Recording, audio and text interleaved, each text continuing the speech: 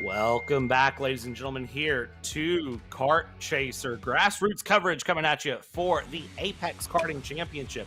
We are live here for the morning heat sessions. Heats 1, Heats 2. There's motorcycles around, but we don't care about those. We're looking at the karts on track, and right now it is KA Masters. Heat 1 coming at you. 7 minutes plus 2 laps here, and well, we'll see how this goes for the morning, as it is going to be 2 karts out on track here. It's myself, Brad Dalton, joined by Taylor Burris here for the day for coverage, for the weekend for coverage. Taylor, good afternoon. Well, good morning, friend. How are you? Oh, well, I'm good, Bradley. I mean, it is still morning. It is only 10 o'clock just about on the East Coast, about 9 a.m. for me here in Texas area, in Central Texas, and it looks like we're going to see if we get the green flag. I think we do, and away we go for 2 karts racing here in our KA Masters with Brant Estes and Eric King doing battle here for this race. As they climb up to the top of the hill, the Sony machine will go head-to-head with your championship leader, Brant Estes, who just, I have to say, keep it clean, don't make any mistakes, guaranteed to win the championship in your KA Masters. Yeah, this is going to be one of those that I think we see a big game of follow the leader and pick your pass wisely here. 7 minutes plus 2 laps here for the run as we go along, and they come through up the hill, around the hill we go, up through, to and fro, down towards the hairpin of the final corner to get things going and along here as we are green. We are going deep dive here into the hairpin, and that gap sitting at about a quarter of a second right now. I wouldn't be surprised to see that gap pretty well maintained through this race. Absolutely. And so far, I mean, Eric Kings is going to try everything he can to keep the pace up with your race leader, Brant Estes, as they work their way up to the top of the hill. And, you know, of course, we got to talk a little bit about the Masters divisions here. These gentlemen here are so important to the community of karting, of course, that allows, the younger generation who works their way through, who goes to the pro level, but then those who just want to be those weekend warriors coming out here who maybe don't race that full-time schedule, keep up with all the major national events. These are the guys who help keep the staple going for karting here in the Masters, and those 30 years of age and older. So basically, Bradley, for people like me and you, if we want to get behind the wheel of a kart, this is the category for us.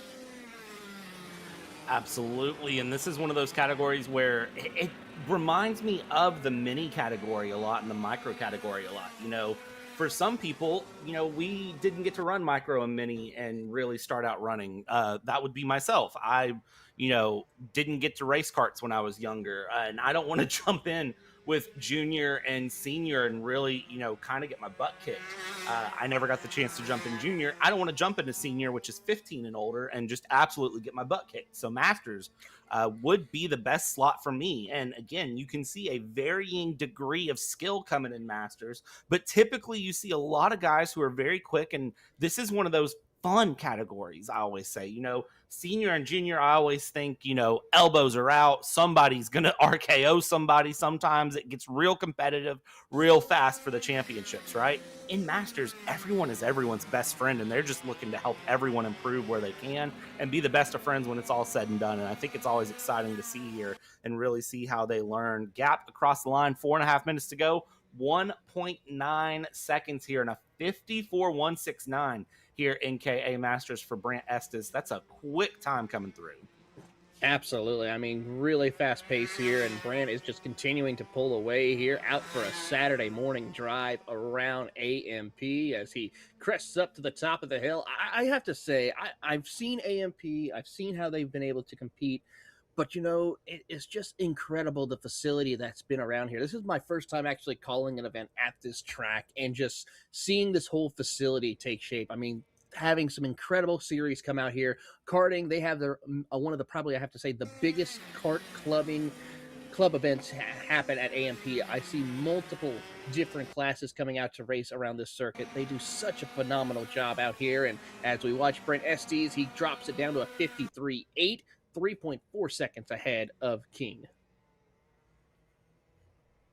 Continuing to run those times through, and you see just the consistency really playing through. It's just that run your line, run your gap, and this is really giving these drivers a good idea. And, the one thing I'm looking at with KA Masters is they're running laps and runs that every other category can watch. So if you are in any other category, you're paying attention to what this KA Masters group is doing and the lines they're running and the lap times they're putting down, because with only 2 karts, you can really, really see the lines very well. There's not, any sort of crazy 3 kart wide battling. You're not seeing people doing weird lines to try to defend runs.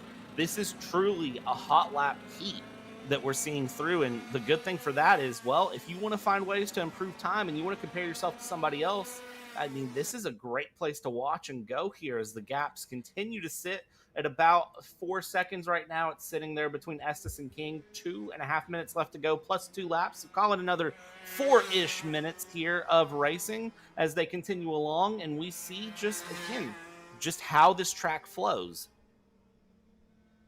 We certainly do. And I have to say, just what King is going to try and learn with regards to this facility is so important for him. I mean, he's learning a bit more and more as he progresses through this. And I'm pretty sure after this, go talk to Brand, see where he is making those stops, where he's braking, where he's getting back on the throttle, maybe make some adjustments. That way we can maybe, for their next heat, put on a good race where they're a little closer together here. But here they come out of the final corner. Brant Estes across the line sets the pace once again.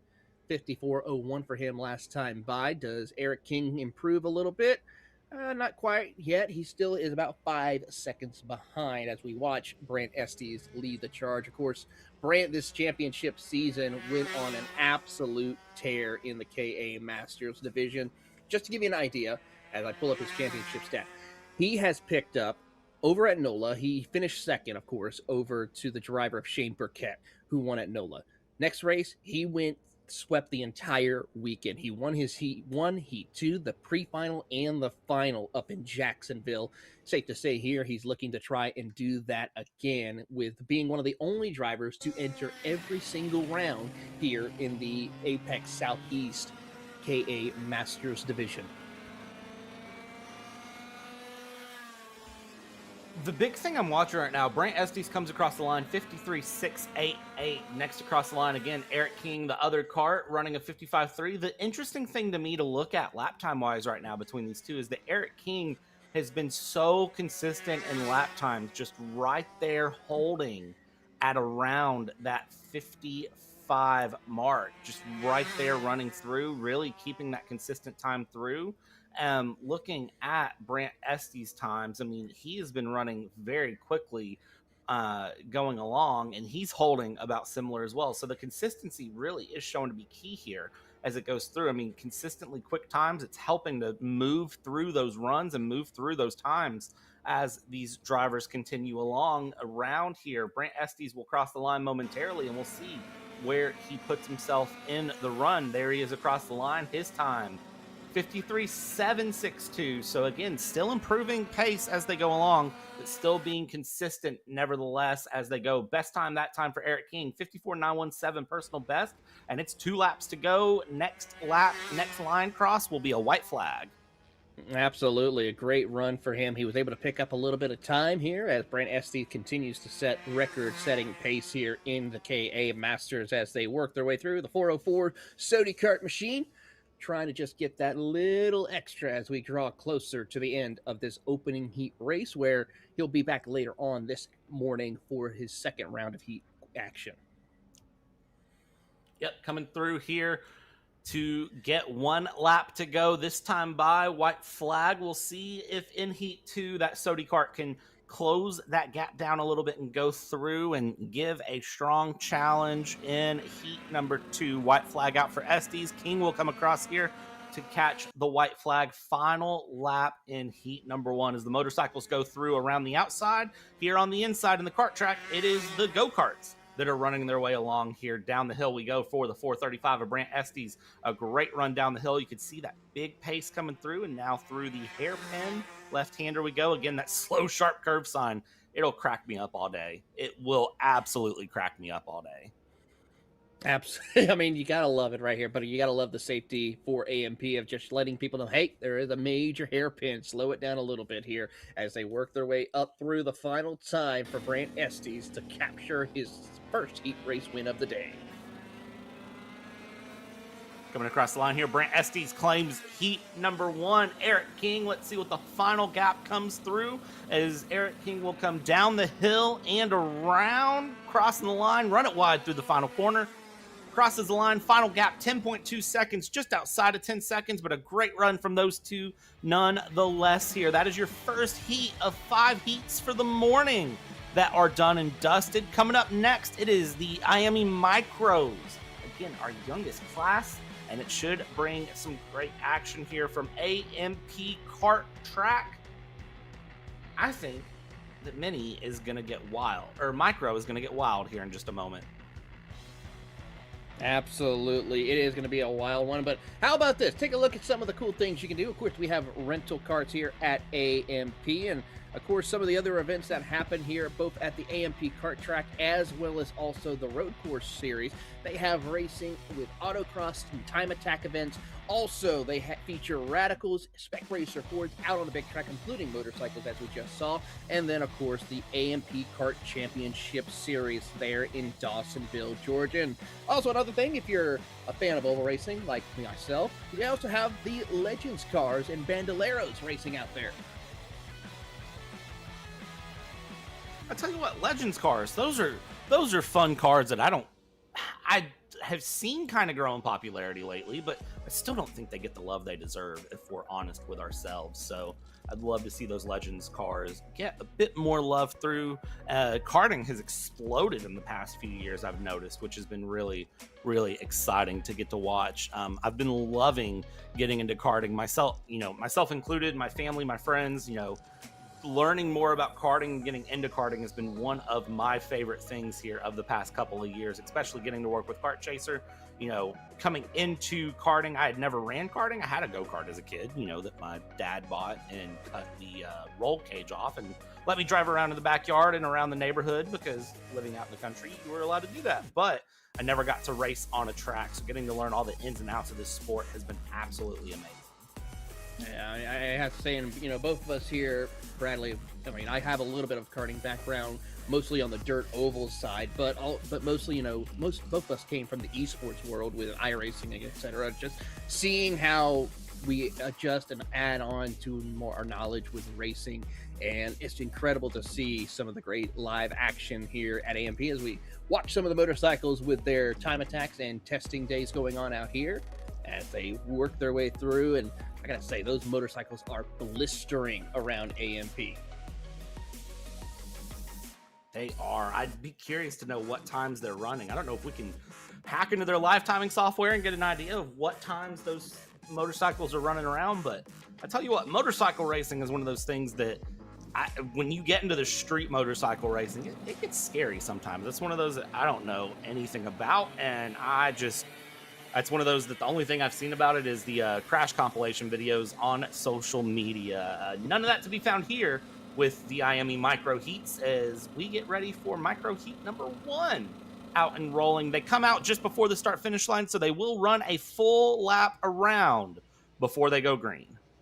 Absolutely. Here's your starting lineup for today's action. It's Spencer Height on the pole with Luca Valadez in second, Wyatt Rower in third with Caden Pridemore fourth, Jackson Sloan and Jace Cheney rounding out your 6-kart field for your IAME Micro Division. And as these karts get ready to roll and run, you can see them coming around here in the back half of the track. Again, as a reminder, this is ages 7 to 10. So you've got drivers that have been in this sport from 3 years all the way down to drivers who are new and still learning the ropes here. And 225-pound minimum weight, kart and driver combined here. And you can see they have taken the liberty to get formed up very early on here. The formation cone isn't actually until right about here. And they have formed up well early here to get ready to go, which is good to see here. Commitment cone comes up just off of the right-hander. And now they'll come down the hill and around in formation, hit the tram lines, and then get ready for 7 minutes plus 2 laps of hard racing action.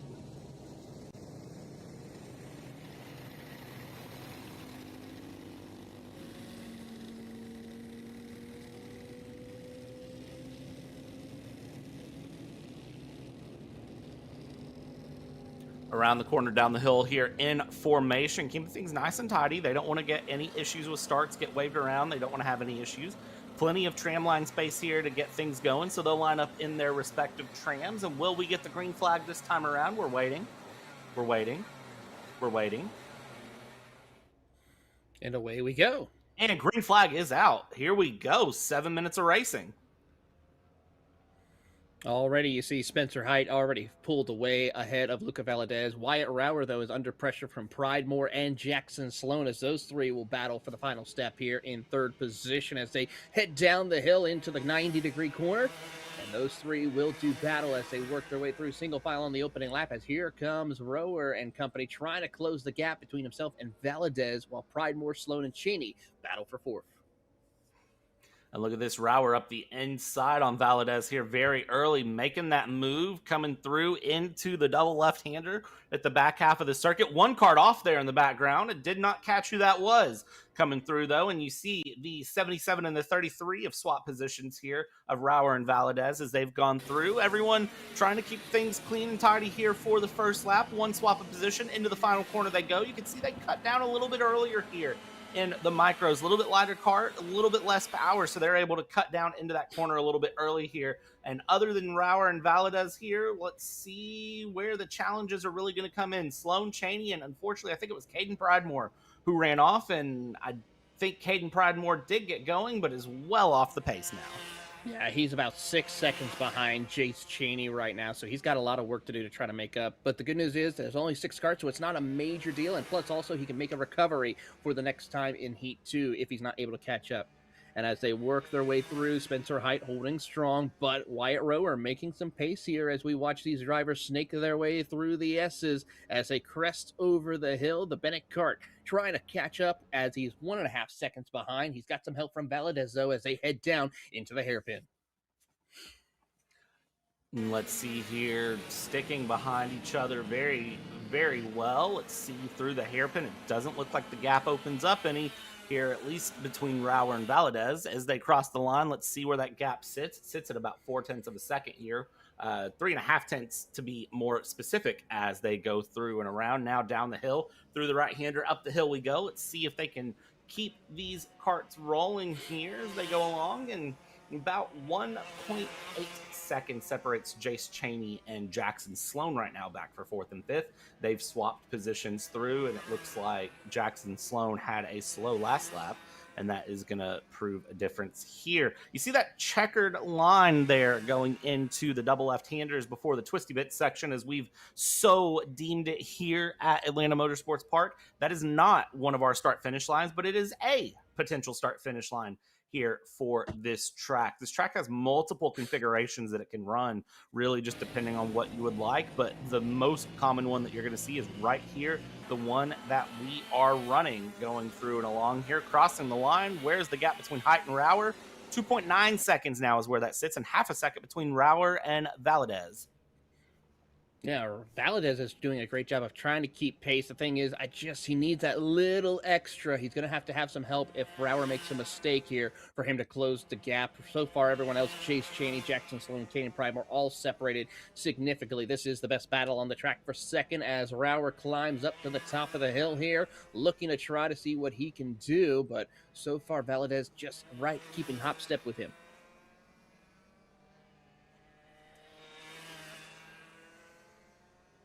Keeping right there in the momentum coming through. Here we go around the right-hander down to the final corner of the track.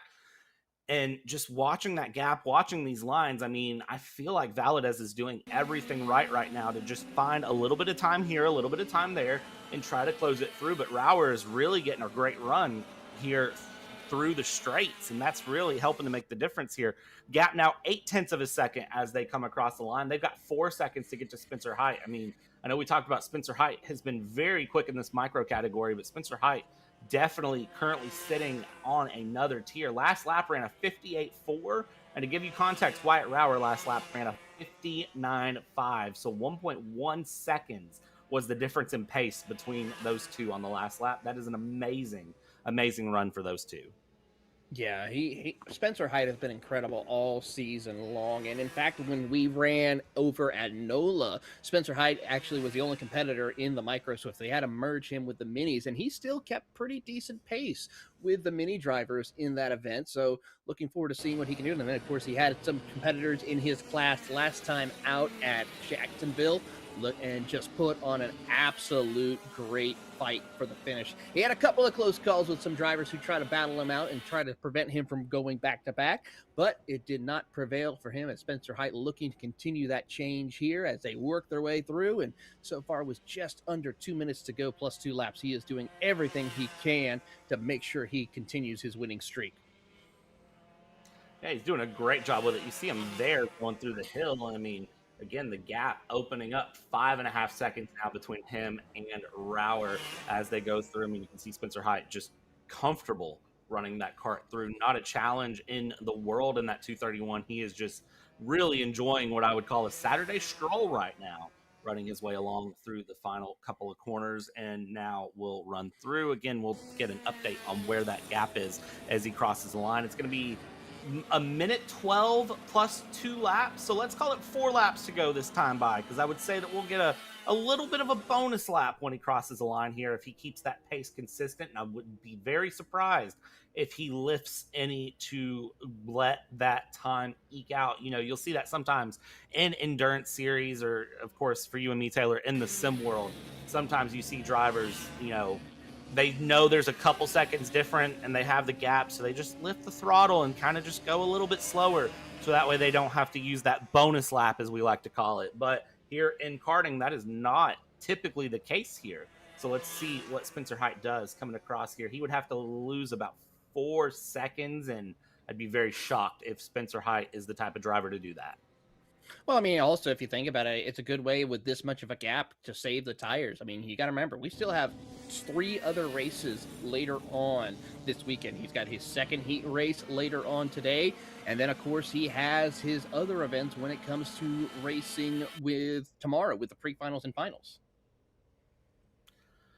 He did cross the line there with about 5 seconds to go. So it is this lap plus 2 more, 3 laps to go at this point is the call here. And for Spencer Height, 8 seconds is the gap to the cart behind of Wyatt Rower. Rower and Valadez now battling it out here. They are sitting at about a 1 second gap between the two, but you can see still just right there in the mix, holding on to each other as they go. Cheney in fourth, Jackson Sloan still holding out in fifth, and Caden Pridemore in sixth place. Started out in fourth, unfortunately has dropped down the order here with a spin early on lap one. And for Pridemore, it'll become a case of recovery for the weekend, will be the big call of the weekend for Caden Pridemore, which is doable. Caden Pridemore seems to have some pretty good pace here. It's just going to be a case of taking advantage of that and getting through the field. Popsicle sticks in the air, 2 laps to go for Spencer Height. Looking to see if anyone else has been able to make some improvements. Jace Cheney last time was able to close the gap a little bit to Luca Valadez, not by much, so he's got a little bit of work to do. And no one really has made insignificant lap time gains except for Spencer Height setting lap record here on lap number 8. Lap number 8 here. So we will have 9 laps in the heat. Good to see that coming through for these drivers. And let's see here as we make the run through to come towards the white flag again. It's smooth, it's consistent. Spencer Height really just showing that knowledge and that racecraft to keep that kart moving at a very, very high pace consistently across this fairly long kart track. Usually, I don't feel like kart tracks are usually this long. I feel like 8/10 of a mile is fairly long for a go-kart track.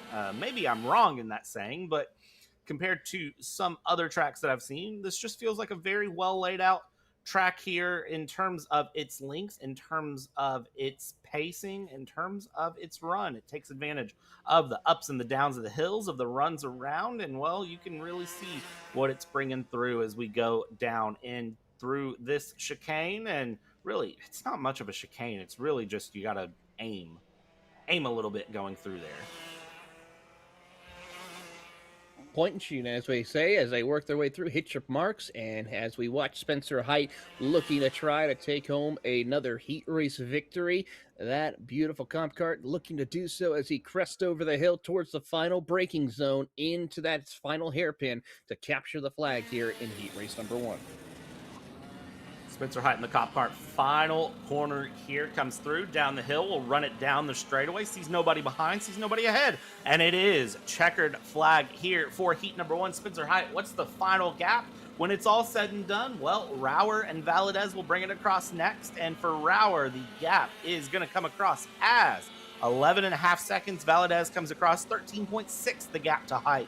And we'll see here how that maintains through the weekend. Remember, they have another heat coming up at about 11:30 Eastern time this morning. So we'll see how that plays through. Cheney, Sloan, and Pridemore, your 6 karts here in Micro. We're going to step aside here at Kart Chaser. When we come back, it's KA Senior Heat number 1 getting ready to run things through for their 7 minutes plus 2 laps. Don't go anywhere. We'll be right back.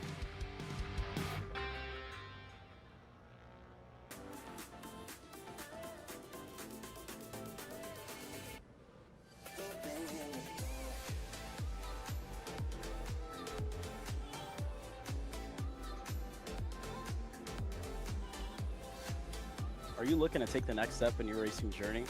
Well, look no further than PitFit. With 2 locations in Charlotte, North Carolina and Indianapolis, Indiana, PitFit trains drivers all the way from grassroots level karting to IndyCar and NASCAR, with top-of-the-line personalized coaching to improve physical and cognitive fitness. For more information on programs, check out PitFit on Instagram or Facebook today. Cat food marketing.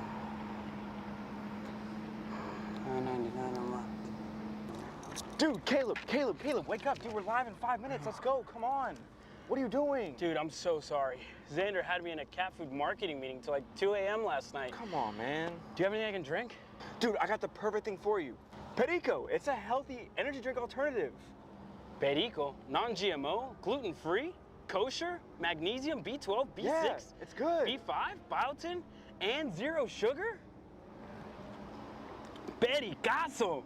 Try Perico, made with natural ingredients, organic caffeine, and supports your metabolism. Try the new official energy drink of Kart Chaser.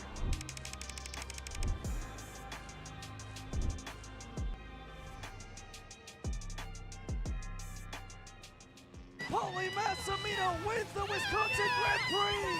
James Overbeck on start number 2 gets win number 1 in OKN Stars! On track or off, Brandon Jarsekrak Racing delivers elite performance. Led by 4-time Pro National Champion Brandon Jarsekrak, our team masters driver coaching, data-driven analysis, and mechanical precision at every national event. Contact us today at Brandon Jarsekrak Racing. 2, 1. Welcome back, everybody. Karts are on track here. Next, it's KA Seniors for their 7-minute heat plus 2 laps to get ready to run here. 15 competitors will be taking on this Atlanta Motorsports Park track, and it's Sam Ovchusky and Daniel Perez up in the front here, Taylor. Absolutely, and it's going to be a great fight between those two. Connor Corsi and Alex Zaculio will be in row 2 with Evan Santinello and Michelle Zampiri in row 3. Evan Strouser, Austin Thomas in row 4. Aiden Lieber and Braden Heber round out your top 10. Thomas Schreck with Graham Jacobson, Meyer Lewis, Tyler Sims, and Martin Simonov rounding out your 15 kart field.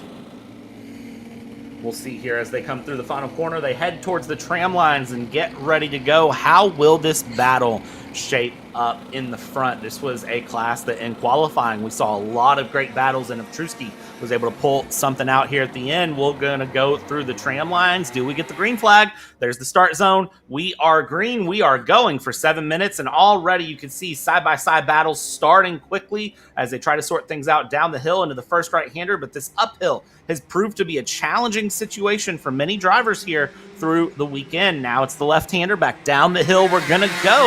And let's see here as we go past the AMP Kart Racing hangout here, tower. Let's see where we go through as they come along single file into the double left-hander into the back half of the track. Already, Daniel Perez has taken over the race lead from pole sitter Sam Avrutsky, as Avrutsky is under pressure from Corsi and company. You see Corsi giving the hand signals to Alex Zaculio to see if they can try and work together to chase down your competitors as they head down into the last hairpin. And you see the gap between Perez and company as they work their way out there through the corner. Perez stretching it out to a 7/10 of a second lead over Avrutsky and company. Great run so far up in the front. That swap for the lead. Corsi here looking for a move. Still great passes here on the bottom of the hill before we head to the uphill. And you can see if you get a good run through the bottom of the hill, you can try to make a challenge there through turn 3. And now as we continue along here through the point and shoot run, now into the hairpin we're going to go. This is going to be 4P5 down the inside is going to go Sandiello on Zaculio, and that is going to be a clean pass there going through. Plenty of passing opportunities showing themselves so far in KA Senior. It's just a matter of capitalizing.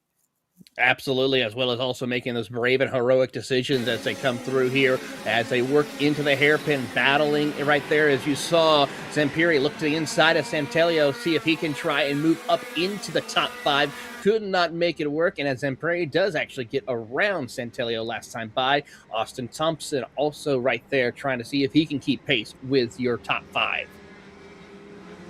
Try to keep the pace, try to keep the run. Here we go. That 9-10 cart of Lewis looking for a challenge here. Just near the back of the top 10 as we go along here. You see the 944 of Jacobson taking advantage of the fact that you can run as wide as you want on corners and running wide there on corners. Now look at this. 2x2 we go. And let's see here. Do they sort themselves out for the moment? It looks like they definitely can. They definitely will. As we continue to watch these battles develop, you see everyone kind of just playing follow the leader, or I don't even have a good saying for it at this point.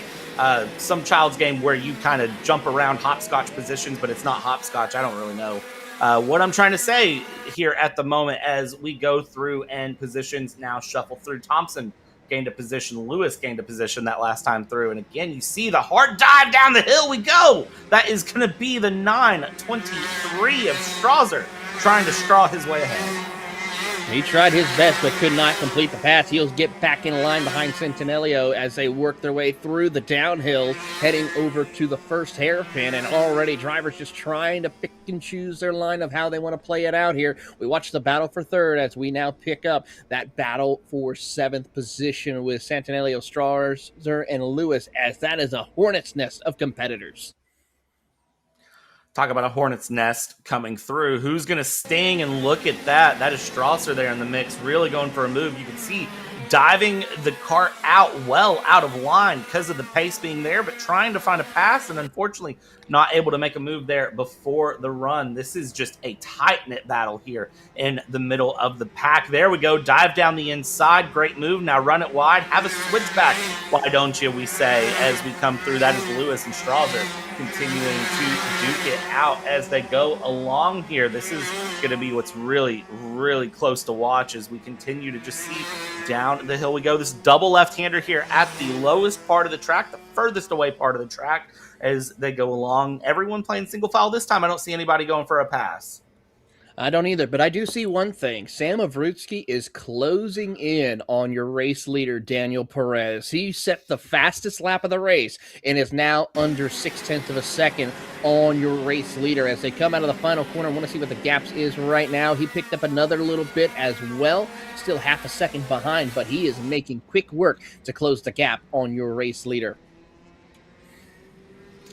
Keep closing the gap, keep giving a challenge here is the big key at the moment, because this battle up front, as it closes, is going to get more and more interesting. And 2 minutes plus 2 laps to make a pass along, I definitely think it's possible. Off. One cart off, that's the 923 of Strasser, who went into the grass there. I'm hopefully not trying to bail any straw as he goes along. I think he's able to get going. I've got to wonder, was there a little bit of help there, or was that just an unforced error? Could have, by the look of it, he gave a little bit of a hand signal as some of the carts went by. Possibility of that. So we'll keep an eye on that battle further on. But here comes Sam Avrutsky across the line. He's picked up another 10th on your race leader. Now it's down to 0.4 of a second between himself and Daniel Perez. for Obtrusky. Fastest lap of the race last lap, 52.546. So still finding time here in KA Seniors at 9:24 will come along, and we'll see if he is able to continue to close that gap going through. You see third, fourth, and fifth go by there. Corsi, Zaculio, and Zampiri going along. They are keeping a battle very well. And I think it's the slower sectors where Obtrusky is closing up on Perez. Those slow corners, those double left-handers specifically, where I'm looking at into this section here, kind of the hill going through. That is where I think really we're seeing the time bleed off for Perez as we go through. 50 seconds left to go. Call it 3 laps to go this time by. Gap closes to a quarter of a second. It's close. It is close. I think it's just a matter of if Obtrusky, now that he's caught him, can he find the opening to make the pass as they come up to the top of the hill. And already you see Obtrusky just looking for his way to find the opening to take over the race lead. Big run coming down the hill as they approach the hairpin. Approaching the hairpin. Is this going to be the first sign of a move? No, we're going to sit single file for now. Bumper to bumper, they're going to go here. Coming out of the double left-handers. Now we head up the hill slowly but surely here to head to the hairpin, and let's see what they can do. Obtrusky, is this going to be a move in the final corner? Looking a little bit defensive there, Perez is. He goes a very defensive line, holds the middle of the track. Coming into the final corner, they'll cross the line here. Is there a run? Obtrusky, gap now a 1/10 of a second here as they come along. This is going to be the point where I do believe if there's a move, it's going to be into this downhill, but it's not there yet. 2 laps to go. He's got a couple of good passing zones, both of them in the 2 hairpins around this circuit here. Let's see what he can try. He's going to stay tucked up behind back bumper of Daniel Perez. He gets a good run. He'll go to the outside, try to make the pass around the long way to cross him over. Looks to the inside, crosses over. Battle for the race lead almost as Perez shuts the door on him. Perez with a great close there, and you see the challenge. If you don't have the move solidified, you can lose out. You see that gap has opened widely now here. We'll see exactly how wide it is as we come through. That could have been the one and only chance for Obtrusky to try to get that pass done. It'll be white flag this time by as they come along here. 1 lap to go, and that gap, you see it was to 6/10 now, and you have Corsi and Zaculio who are battling it out for second place now as Zampiri has moved up into third place at the moment as they go along here. We'll see if Obtrusky can make a 1-lap charge coming through down the hill. He's going to try, but how about Zampiri picking up a 2-for-1 special right there on that previous lap as they head into the hairpin. Can Obtrusky try something here? No, not close enough to send it in deep. I think right now he's just going to settle in. He's got one more heat race to really try as Perez looks over the shoulder. First heat race here of the morning for KA Senior. It was a good charge from Obtrusky to try to go on Perez. Perez did everything right, though, in the terms of defense, parking the bus, doing everything right. And here, as we come to the line, it's going to pay off. Perez will cross the line and goes from second to first to win KA Senior heat number 1. Obtrusky, second place. Did Zampiri hold third? The answer is a resounding yes. Corsi, Zaculio. Lewis did get past Thompson for P6, 7. And then it's Lieber, Schreck, Centilio, Strasser, Jacobson rounding out your top 12 with Braden Hebert, Tyler Sims, and Simonov, the 5th, taking on KA Senior heat number 1. That was a great heat going through, and, well, they get to be followed up by the IAME Minis. And when the Minis come across, you know it's always a good time as well.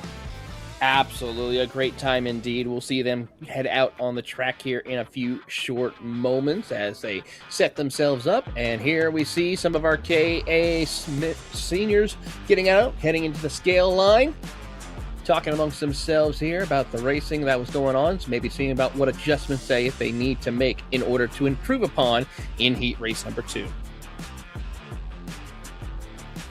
Let's see here as we look at all of the drivers. There's Aiden Lieber pulling off his race suit there in the 9:27 P8 there as we go through. Do we get any waves from anyone? I'm sure they're a little bit tired after that first heat through, but hey, you know what? A wave, a hello. Show us you had some fun, because I know you did. Let's see here as we go through all of the team members, the friends, the family coming along, taking a look at the kart, talking to the guys about how it was as they sit there on the fence and roll down the scales. Everyone making sure their karts are up to spec and show as they go along here and through. Mini's coming up next again for a recap of this class. It's ages 9 to 12, 245 pounds, kart and driver included.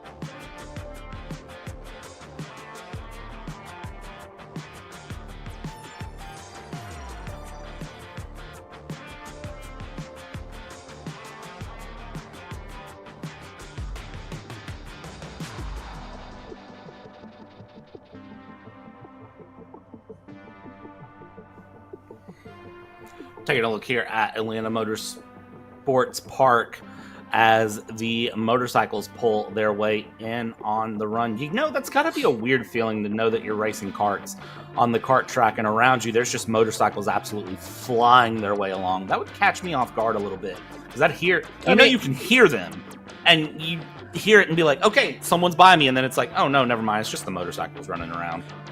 Well, I mean, it's not the only facility like that. I mean, if you think about it, we have, of course, over at Road America, the Briggs & Stratton Motorplex, right in the center of Road America. I remember we were there for a karting event there and had Trans Am cars running around us while we were bringing the action for the United States Pro Kart Series that weekend. And, I mean, everywhere you go, there's always those types of facilities. And it's great that some of these racetracks add a karting facility in their race facility to be able to just get those local talents to come out and have a good time, and also add a little bit of additional fun for some of the fans who come out and race the rental karts. Yeah, and you know, another track I'm thinking of with that same effect is Charlotte Motor Speedway. We just had them on Kart Chaser 2 weeks ago, and well, that was a track that was the same way going through as we go along and around. Let's talk about this mini Heat 1 run. It is Bo Stowers and Andrew Anastasio up in the front row. Blake Martinez in P3 and Martinenko in P4. Bo Laser, Liam 4, and Ruben Greer, your 7 mini karts taking on Heat number 1. Interesting about Ruben Greer. I'll check to see if there was a penalty given out for him, because he was one of our front runners in qualifying here today, as I'll take a look at that. And I don't actually see Ruben Greer out on track, so hopefully nothing bad has happened here. I only see 6 karts on this run through in formation. I do not see there Ruben he is right Greer there on track. Nope, there is he Ruben just went through Greer. the grass. That is probably going to be a penalty, I would imagine, for Ruben Greer, unfortunately, because they are past the commitment cone there. So I would think that for Ruben Greer, he's going to have to start at the back, would he not? I don't know. We'll have to wait and see what officials decide to determine on that. I'm trying to see if there was a penalty or anything given out during the qualifying session for Ruben Greer. Don't see anything just yet. So we'll keep an eye on the situation here.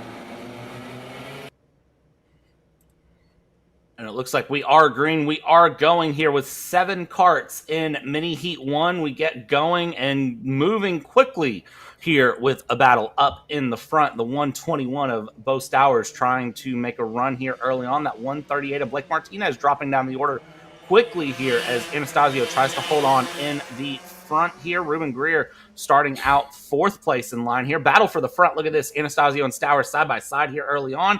Down into the double left-hander. It looks like a clean pass before the braking zone.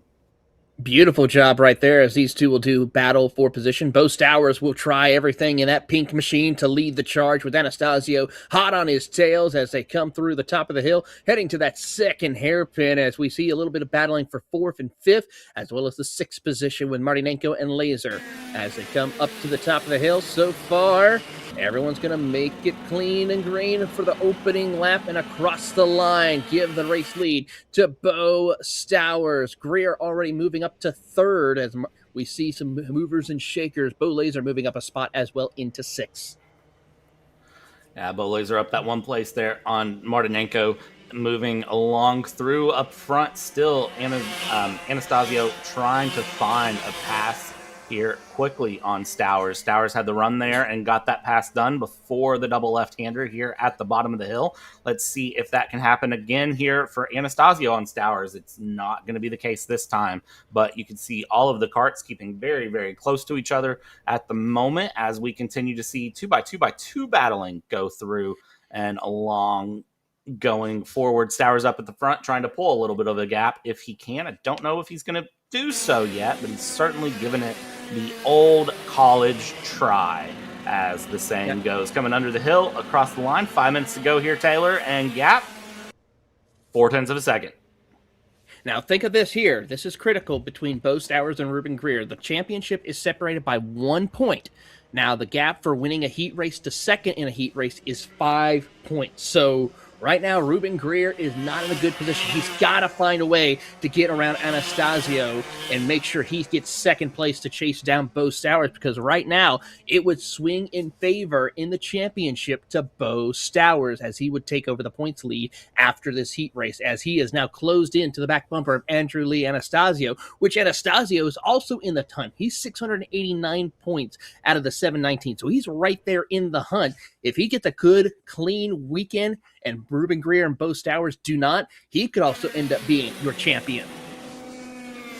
Well, here's going to be the problem to watch for Ruben Greer. I mean, we saw how the race start went. He ran through the grass and joined in after, I believe, after the commitment cone, if I'm not mistaken. And if that was the case, if race control have a look at that and they say, no, you did wrong, what does that bring? Because that could prove to be very problematic. So we'll have to keep an eye on that and see if he gets called to the steward's room and what may happen along. But meanwhile, we watch what's on track. Anastasio Greer, they're working together a little bit. They're closing up to Bo Stowers. They're closing a lot. Look at the pace there coming up the hill. They've closed that gap to virtually nothing. Now you have a 3-kart battle for the lead here that's formed out of nowhere. Doing a little shake and bake there as they come across, utilizing the bump draft to try to close the gap to Bo Stowers as they come up to the top of the hill, working their way through into the final hairpin. Big push coming from Greer to close the gap. Will he try to set up a pass here? No, he stays tucked up single file. Still plenty of time. They have the pace. They just need to be patient, not make any mistakes. They have plenty of room to work with. Yeah, plenty of room to work with, plenty of time to go, but when you start battling, 4 seconds in the world of karting can deteriorate quickly. Look at this run here that we go through. That is Ruben Greer getting a great run out of the right-hander of turn 3. Now up the hill they go. Did they swap places? I don't believe they did here. So far as they go, Anastasio holding on ahead of Ruben Greer, but that little skirmish, that little run there, that gave a little bit of room for Stowers. It wasn't enough room, but it was a little bit of room as they go through and continue their way along. Stowers really staying smooth so far, and that's the key. That's the run here. Smooth is fast, and we see a little bit of bumping, a little bit of running here. Can we see any passes here to the front of the field? I think right now, if I was Anastasio or Greer, I would just make sure to not lose touch with Stowers, because Stowers make him be a little nervous, maybe possibly try to make him use up his tires a little bit as they work their way down the hill up through that hairpin corner, and now work their way up the hill once again. Really good push coming from Greer on Anastasio as they try to keep pace with the blistering speed of Bo Stowers. That blistering speed coming along. Here we go. Look at this. Now we go for the pass. This is the case of saying, hey, I'm faster than you. I want to run for the lead, and you're holding me back. Hard dive through. I thought there was going to be a spin there coming along, but Greer able to move up into second here as we go along. Now watch Ruben Greer. Can Ruben Greer close that gap to Bo Stowers in a minute 30 plus 2 laps? Call it 4 laps to go when they cross the line. But with those two battling, that made them lose a little bit of time to Bo Stowers. Now it was 0.3. Now they lost 0.3 of a second, so they have a little bit of work to do. Can they work on just not making any mistakes and trying to not battle too hard? As now to the inside, Anastasio thought about trying to send it in, could not make it work. He'll drop back to third. He wanted to go for it, and you saw him take that tighter line down the hill. And again, we're not monitoring the exit of corners for any track limits. It's the inside of corners for track limits. So you can't cut the apex, but you can run that thing as wide as you need to, and it's really proving to be beneficial in turn 3, turn 4. That is really where we're seeing drivers take advantage of that not monitoring the exit runs, and it's really given them a bit of a blessing. And this final corner here as well, you're seeing drivers run it all the way out to that wall and then keep it swept through. Across the line here this time through Stowers to Greer. Gap is 0.9 of a second now as they go through. So Greer and Anastasio, they're slowing each other up here. I don't know who's the faster one between the two, but I think they need to become best friends for at least a lap. At least one lap, at least, to try to close the gap, because they have lost some time now. They've been losing about 2 to 3 tenths of a second every other lap to Bo Stowers, who's just out for a little bit of a drive now. He has some breathing room to work with to just make sure he hits his marks as they head down into the corner. Anastasio trying to find his way back around Greer, not working in his favor, though, as they come to get 2 laps to go. 2 laps to go here on the run, and if they can, it will be a great run from them to try to close up to Stowers. They are giving it the good old try is the easiest way to explain it. Down the hill they go, cut the corner, and watch their way through. Well, not cut the corner, but just squeeze in on that apex, then run it wide here. Gap right at a second. Look at this 3-kart battle at the back of the field. Now this is Laser, Martinez, and Marnenko that are battling it out hard. Look at this, almost side-to-side contact. I'd call it dooring each other if we were in ovals, but it's not. This is just good bumping tires running around here, giving great battles at the back of the field. The leaders are trying to run through, and the back of the field is trying to run through. Liam 4, you are in just a world of your own, and honestly, you're probably the best place to be right now. Yeah, a really good fight here, as 4 is just pretty much in no man's land, but Bo Laser, Blake Martinez, and company having a good fight as they come around. We go back to our race leaders of Ruben Greer and Andrew Anastasio, still fighting for second, but have not made up any time for Bo Stowers. No time made up for Bo Stowers, but still plenty of running here to be found at the moment as we go last lap. This time by, gap is 0.925 from Greer to Stowers. So for Stowers, it's 1 clean lap needed. For Greer and Anastasio, it is a not clean lap needed for Bo Stowers.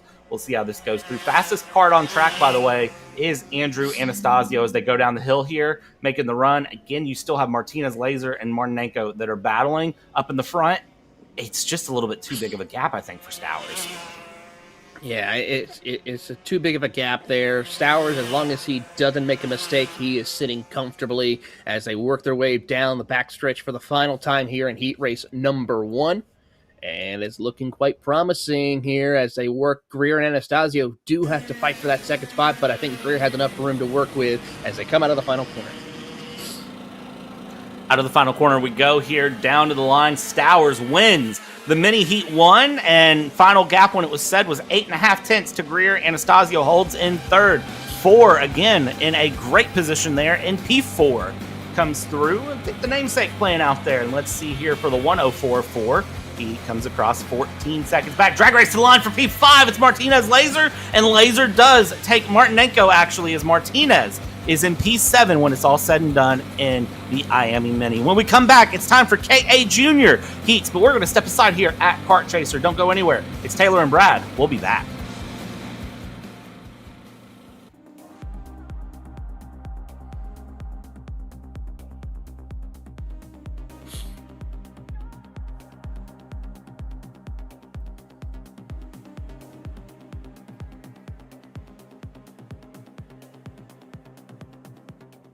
Champions aren't just born on the kart track. At SimShop, we deliver professional-grade simulators with the best performance-to-price ratio in the industry. Founded by racers who understand what you need, our SimMagic and Moza equipment is powerful enough for the pros, yet affordable for everyone. With unmatched customer support and a thriving community, we're your racing partner. Visit simshop.com today. Hey guys, I'm Chris G. I'm Kart Chaser's driver fitness coach, and today I'm going to give you 3 tips on how to strengthen your shoulders for more endurance and better stability in the kart. Here we go. Okay, so exercise number 1 is the front rope pull-through cable raises. Okay, now this is the upright cable row. What you are doing here is you're picking a straight bar, as you see, and we're working the side areas of our shoulders, the medial. Exercise number 3, the dumbbell shrugs. As you guys can tell, I like to pause at the top before releasing. It's great for your strength, for that wheel stability. It's great for those shoulders and that upper back area. Chris G coaching, race-ready training that carries into real life. That's what we do here. See you on the next one. Kyle, what are you doing? It's got my new Greyhound seat. You don't even have a car. Doesn't matter. I have a Greyhound.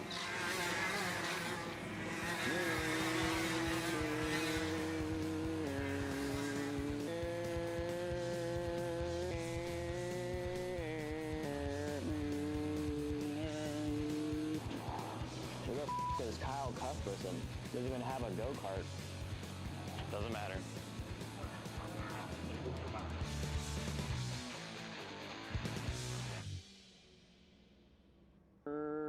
Cuthbertson through on Turney. Turney. Karting isn't just speed. Let's roll. And welcome back, everyone, for the final heat number 1 of the morning. Of course, we do still have another round of heats after this. Heat number 2s will be coming up before we take the lunch break, and then we go back into the afternoon for a whole new set of classes and a whole new run out. But let's see how KA Juniors will stack up. This is our biggest class of the morning. 18 karts with Callan Berghofer and Oliver Neighbor in the front. It's Johnson, Mars, Green, Eslick, Burklow, Smith, Dragunov, and Frazier, your top 10 here. This is going to be a fun one, Taylor, as they come down the hill. Let's see, do we get the green this time around? I think it might be safe to say we get the green flag here as we watch the rest of the field. 18 karts set to do battle for the next 7 minutes plus 2 laps here. As they enter into the staging line and everyone's giving a little bit of a check. We look good, we probably look clean, and away we go. And this is 18 karts rolling here. This is going to be interesting to see how they handle down the hill for the first time. We've seen big shuffles early on. That's a big wiggle there from Cameron Johnson going through, running a little wide in the mid of the pack. You see some drivers having to literally bounce in their karts, trying to keep momentum up the hill here, depending on how slow they got in that first curve. It's all about the conservation of momentum going down the hill and back up. We go for the first time through the double left-handers as they come along, and you can see their deep dive 2-for-1 special. The P3 driver dropping into 5th place. I don't think that's Cameron Johnson. His positions have shuffled around. We'll double check who that 5th place kart is here in just a moment as we continue through and along, keeping the battle well and truly alive here. Coming through the final corner, is it a pass for the lead up front? It's not. Let's see here as they cross the line how much the first lap has shuffled them up. Cross the line, and this is your running order as it stands. It is going to be Berghofer, Neighbor, Green, Mars, Johnson. So Cameron Johnson down into 5th place. He was the driver of the 2-for-1 special there in the double left-hander. Yeah, this is going to be critical for Cameron Johnson as they come by here. And as we watch these drivers, Cameron Johnson just needs to be smooth and consistent today. No mistakes. He looks to try to do that here. He averages out with a top 5 finish, though, as he has in the past 2 rounds so far this season. So as long as he just does that, Nyberg, he could possibly find his way to sneak his way up through the running order for a chance of, with a strong performance, to maybe challenge for the championship. But Johnson's going to have some problems for him to do so as they come into the hairpin. Nyberg looking to get around Berghofer for the race lead as they come out of the final corner. Can't able to do so as they cross the line. Green and company will lead the charge as Johnson gets around Kai Mars. Johnson around Kai Mars there. Now there's a good dive for P3 coming through from Johnson and Green. That's a great battle that's going to continue to develop. The big problem is that bottom of the hill is a great passing zone, but you lose momentum going up the hill, so you end up with a swap back there. So Johnson's up into 3rd, Green's into 4th now. Kai Mars holding on to P5, but you see the run there into the double left-hander. You lose a lot of momentum through there as well. Up front, Berghofer and Neighbor still battling their way along. This battle is going to continue to go. Look at that. Neighbor looking over the right shoulder into the right-hander, trying to see, okay, where's everyone at behind me? Do I have any concerns to be worried about here? I think right now the answer is no, but as this race develops, as those two battle, it's going to get close. We might end up with a 5-kart battle or more. 5 carts battling it out for those positions here as they work their way through. And so far, I gotta say, Nyberg and Berghofer are trying to their best to pull away. Cameron Johnson, though, back up into 3rd position, and he's making quick work as he tries to close the gap. He is 8/10. Can he make it up? He's got help from Green and Mars as they work their way through. And working their way through and along they go. Let's see here, a little bit of a look out of line there in that P6 cart of Green Eslick. Not able to really do anything. I think that's just a peek to kind of see where the rest of the field is here. It doesn't affect his pace any, but he was just kind of taking a look here as we go through up into the left-hander. We're going to head through the final corner, and everything stays as it is, which is sometimes scary in karting when things stay as it is. When you've got this many carts this fast with each other, you really do expect something wild to come through. It's just a matter of when the fireworks hit, I would say. Or to quote Taylor Swift, when do sparks fly would be my question here. Cameron Johnson, P3, fastest kart on track currently. Looking through here to see if there's going to be any movers and shakers as Johnson and Green are trying their way to close the gap to your top 2. Nyberg starting to fall off the pace just a little bit as they work their way through. And big run coming here as Johnson tries to keep the pace, but Green putting some pressure on him as they work their way out of the hairpin up towards the back half of the course. Through the back half of the course, we're going to go, and here we go down the hill again, still moving along, and that P3-4 battle is closing up a little bit here as we go through. 2.5 minutes left to go, and we cross the line. Look at how the gaps reset along. Half a second, Berghofer up in the front, holding on to the run. Neighbor Johnson and Green, your top 4 as they go through. And again, look at that, the 8:10 of Johnson, a little bit tighter line on the hill. It gives him a little bit of pace in the hill. Then he slows down going up the hill. And now we go down the hill here, and let's see what Cameron Johnson can do on this run. He's got the pace. He's got the sin. He's going to go all the way to the inside because Neighbor is going to hold him through. But no, the 8:10 of Cameron Johnson with a great move up into P2. And now the fastest kart on track is looking to try to have a run for the lead here if he can get near Berghofer, if Neighbor doesn't attack back into the final corner. Nyberg's going to try his way to do so as they enter into the hairpin, and Johnson trying to kick in the afterburners. The gap this time around as they come across the line, it is closing significantly as Johnson sets the fastest lap of the race with a half a second behind. All right, here we go. Down the hill we go through turn 3. Now up the hill we're going to go. Let's see where this run plays out. Right on the back bumper of the 810 is the 856. Let's see here. If you're Berghofer, you have to know to a degree that some pressure is about to come your way. And the question is really, at this point for Cameron and Oliver, are they going to work together? Are they going to be friends, or are they going to keep battling here? What is more important to them, a win or where they go in P2? Well, you've got a minute plus 2 laps to go. I would say right now your main goal needs to be to run for the win. We'll see if they listen to the advice of the guy commentating who's not driving. Let's see here. Down the hill we go. Where's that gap reset when we cross the line? Closes a little bit, but it's still 5/10 here. Yeah, it's a small increment that time by here as we're seeing these drivers try to see who will settle in. Green right there in the catbird seat, ready to strike if Nyberg and Johnson get to battling it out for that second spot.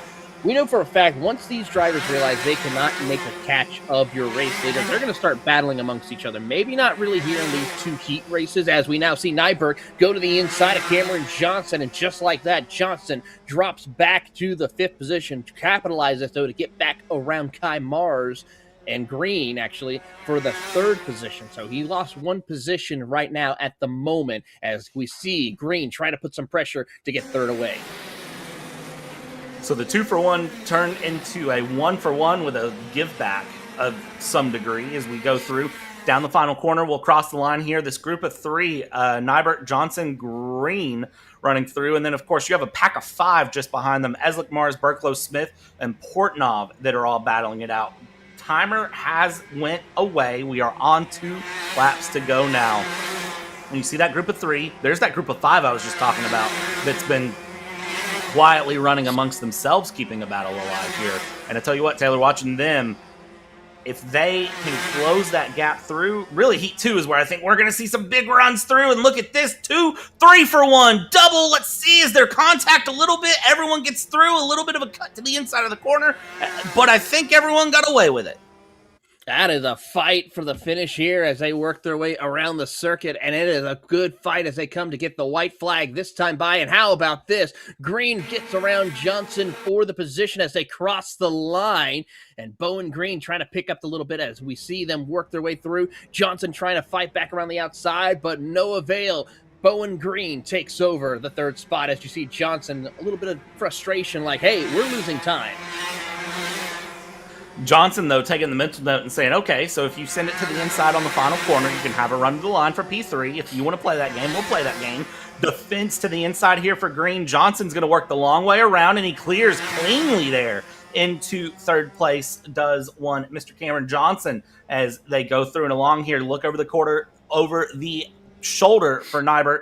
Going through, seeing if he has anything to worry about. Johnson with a big run, though, into the final corner. Let's see, is this a fight for P2? Berghofer, big dive there from Johnson down the inside. Talk about a send of epic proportions. Berghofer is going to win the KA Junior Heat, but across the line, it is Johnson into second with Nabert Green. And then look at this drag race behind. It's Eslick, Smith, Berklow, Mars, Portnoy, and Cavallaro. Your top 10 here in KA Junior. An incredible run of heat races here to kick off our morning session, and now we get to do it all over again here after a brief 10-minute break or so, and we'll turn these drivers loose once again for the second round of heat races. Yeah, don't go anywhere, ladies and gentlemen, as we check out our KA Junior Heat 1 run. You see Berghofer there and Johnson shake hands. They know that they just had a good race. Neighbor and Johnson looking at each other, shaking hands. They had a good race as well, and we'll see here how it all shapes up. But again, another round of heats, as you said, Taylor. It's going to be exciting. We're going to step aside here at Kart Chaser and take a quick break ourselves. When we come back, let's do it all again for the morning. Karting isn't just speed. It's control, precision, freedom. At Atlanta Motorsports Park, Kart Freedom isn't just a team. It's where drivers are made. You know, I'm really starting to like this go-karting thing. Yeah, me too. Oh my gosh, can I show you this cute dress I just got? Yes, of course. Oh my goodness, it's so cute. I just love shopping. I love shopping too. Oh my god. Wait, did you guys say you like shopping? Of Yeah. course. Well, dude, I have the perfect place to do that at. ShopPayCara.com. At ShopPayCara.com, you can get free shipping on orders $200 or more. You can get anything you want, like MXC rims, gloves, rib vests, shoes, anything that you need, all at ShopPayCara.com.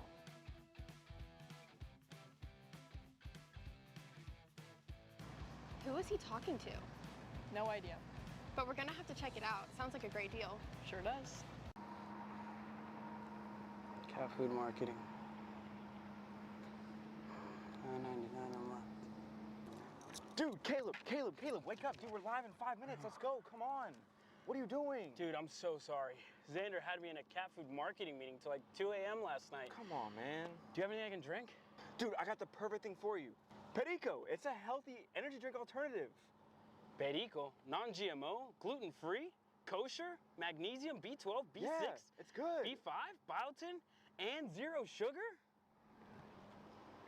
Pericazo! Try Perico, made with natural ingredients, organic caffeine, and supports your metabolism. Try the new official energy drink of Kart Chaser.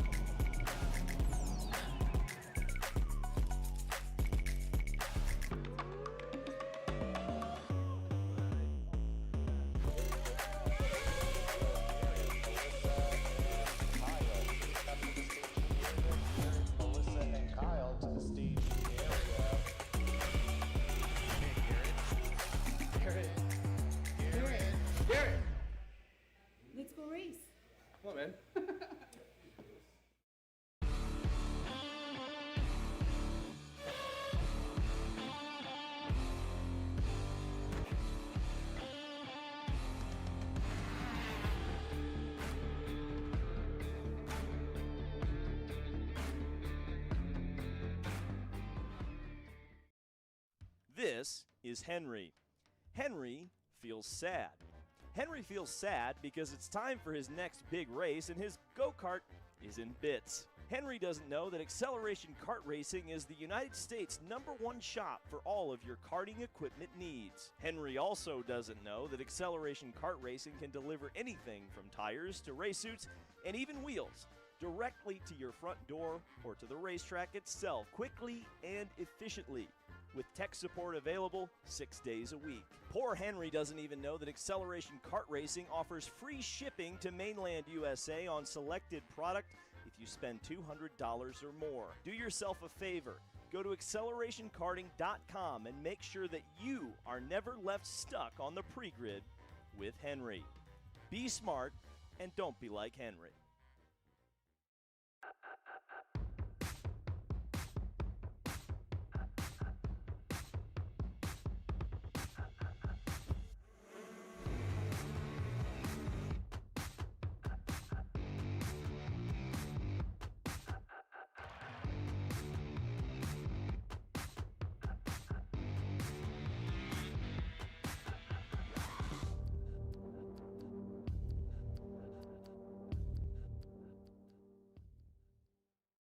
Welcome to the future of kart race preparation, Kart Sim Pro North America.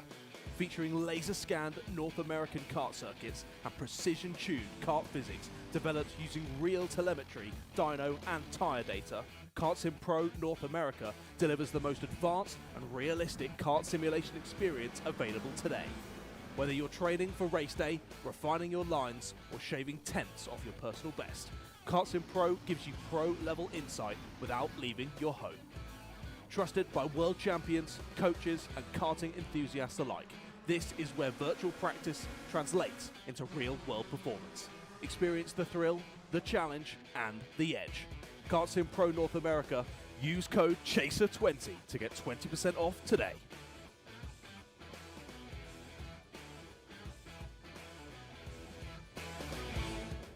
Hi, I'm Jackson with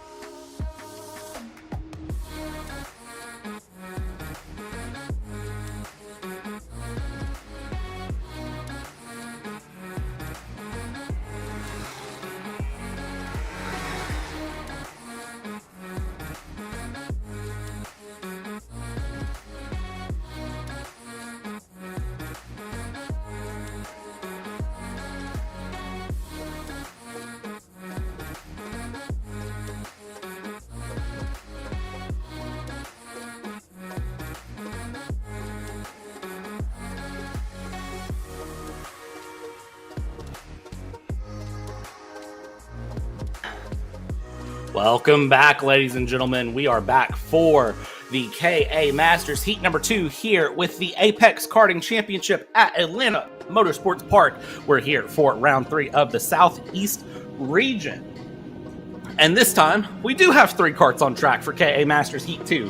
So we go through, it's Brant Estes, it's Eric King, and it's Yevgeny Paninko, who will be coming through 3 karts to give a great challenge here for 7 minutes plus 2 laps here around this track. This is going to be an exciting one to watch here.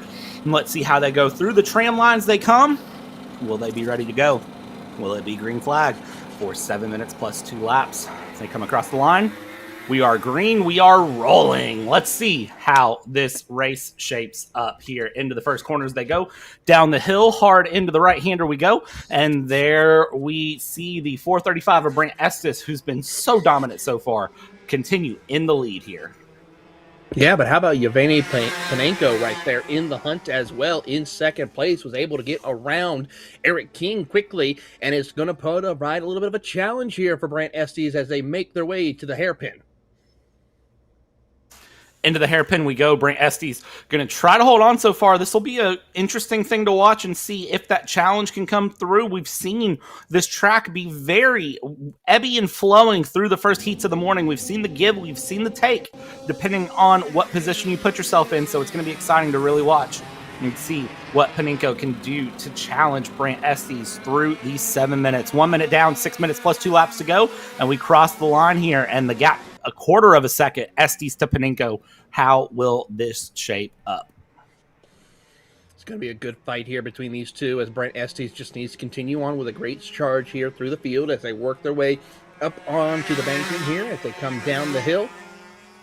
And that 474 machine of Panenko really got some pace here as he is running lockstep with your race leader. He'll look to the inside, shows the nose, ducks back into position as they come out of the hairpin, snaking their way through the S's.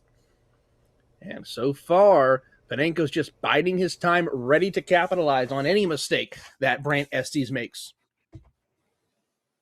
That is going to be the big key, is just capitalize on any errors that Estes makes. But he's been such a common denominator in terms of consistency that I don't know if this is going to be a case where it is very much a moment of errors or not. Let's see where this goes through as they go along and continue to battle. I think it's going to be a case of, for Panenko, setting up the pass at just the last moment is going to be all important here as we go into the curb cam there. I love the addition of that curb cam right there on the exit of turn number 7, I believe that is, as we go through and continue along. Into the double left-handers we go, and we set everything up right here, take the twisty bits along, and now it's just essentially what is a long straight shoot without being a long straight shoot, with a little bit of a hook in the middle. So it's not a straight shoot, but I'm going to call it a straight shoot because you're really not lifting, braking, anything through these corners. You're just trusting the grip of the tires and the grip of the kart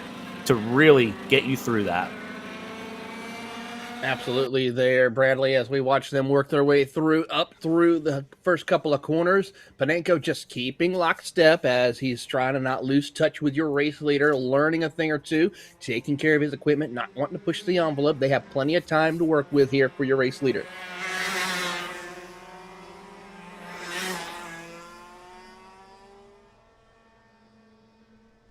Plenty of time here for the battle to continue along. Let's see here for Panenko if there is a move to the inside, closing that gap pretty considerably down the straightaway, which we've seen a lot of drivers be able to do, come out of the section in front of the clubhouse there and run it down the hill and back up into the double left-handers and be able to close things up. Into the final corner, we've seen drivers try to close things up as well. So it's really just a moment of, can you finalize the pass? Can you get through it?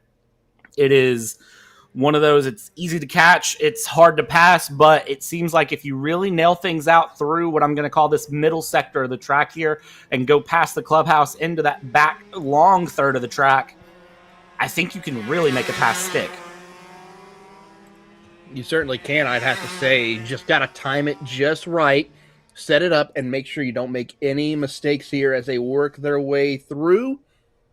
And so far, no pressure whatsoever for Brant Estes. He's just being smooth and consistent, not making any mistakes. Panenko still keeping lockstep with him as he is trying to find his way around, but also just taking care of his equipment, not pushing the envelope. Don't want to overuse those tires here in this second heat race of the day.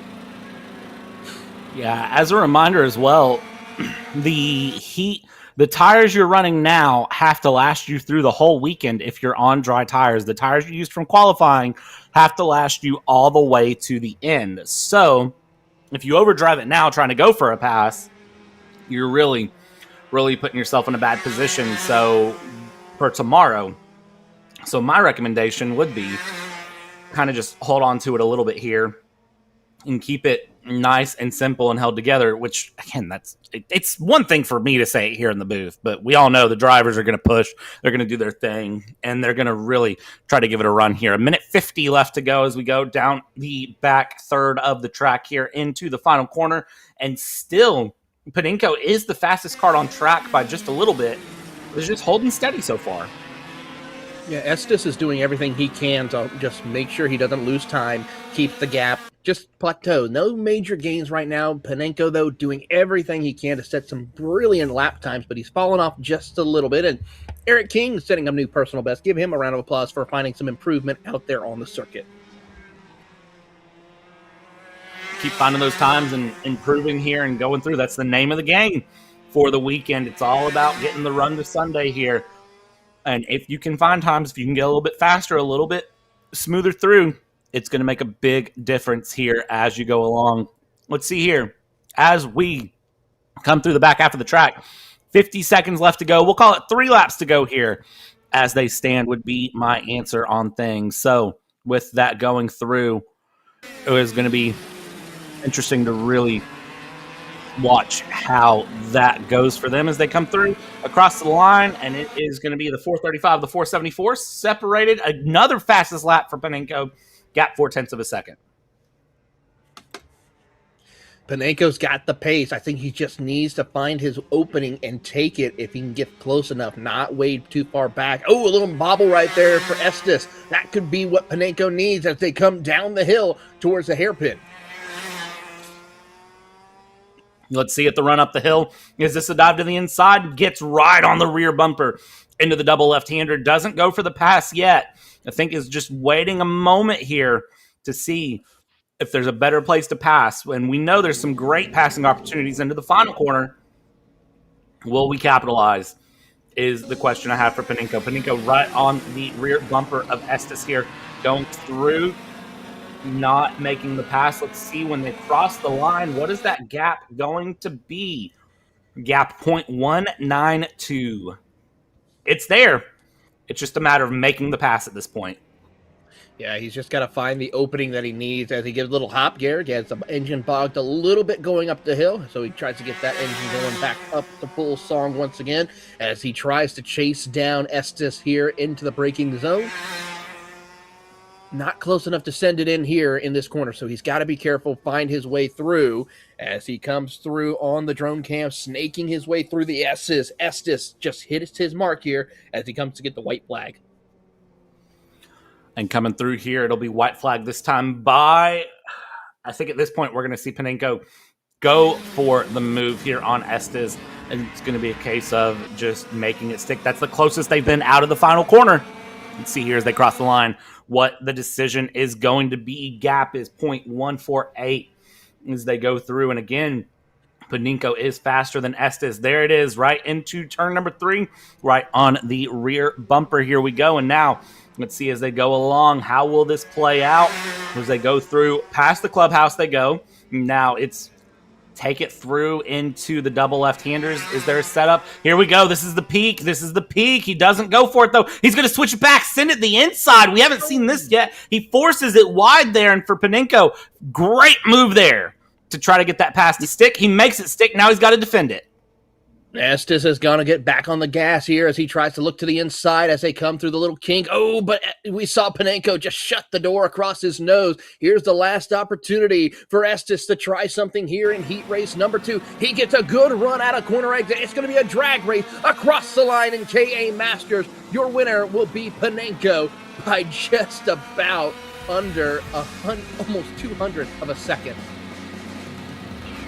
Now that is a way to run to the line there for Estes. It was a great run early on, and then for Panenko here, I mean, you saw him swap through. Heat 1 was the Estes show. Well, the 474 Panenko has shown up and said, hey, Mr. Estes, I would like to remind you that there is another driver in town here. That is a great run through to kick off heat number 2 here on the day. That's KA Masters through. The next up is the IAME Micros, and when the Micros get out, you know it's going to be fun here for heat number 2. The wind's picked up a little bit here. It's still a sunny day. It's a nice day. It's a high of 82 expected in the afternoon here around Atlanta Motorsports Park here for the Apex Karting Championship.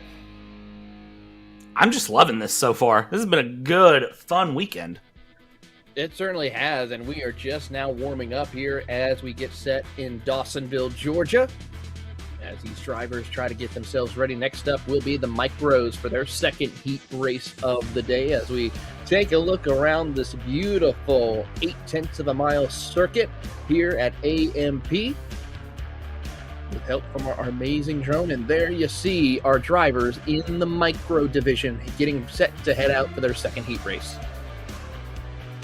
Big shout out to everyone trackside helping to bring this production together, bring you all of these great shots of some of your favorite kart drivers here as we go along. And you can see everyone lining up here in for Micro as they sit. And final words here, final checkovers, making sure the karts are together, making sure things are ready to go. I also see a dog. I love dogs, so it's nice to see a dog out and about as well here at the track. A reminder that karting is a family affair sometimes. And there we go. The drone operator hears me. We're all about the dogs around here. Look at that. Look at that good boy. Look at that good pup. Look at the snoot. Look at that. That's a boopable snoot. Oh, goodness. There we go. All the pets for the dog. Very well deserved. Great dog. Now, we go back to on-track action here as the karts are getting ready to fire up and get ready to go here. I gotta wonder if the dog is sniffing through trying to find its favorite kart on track. So let's see here as the karts line up how it will be on the run for the IAME Micros, waiting to get the green flag to go out on circuit here for the moment, just waiting on the go time to kick here, which is 11:29 Eastern. We're less than 60 seconds away.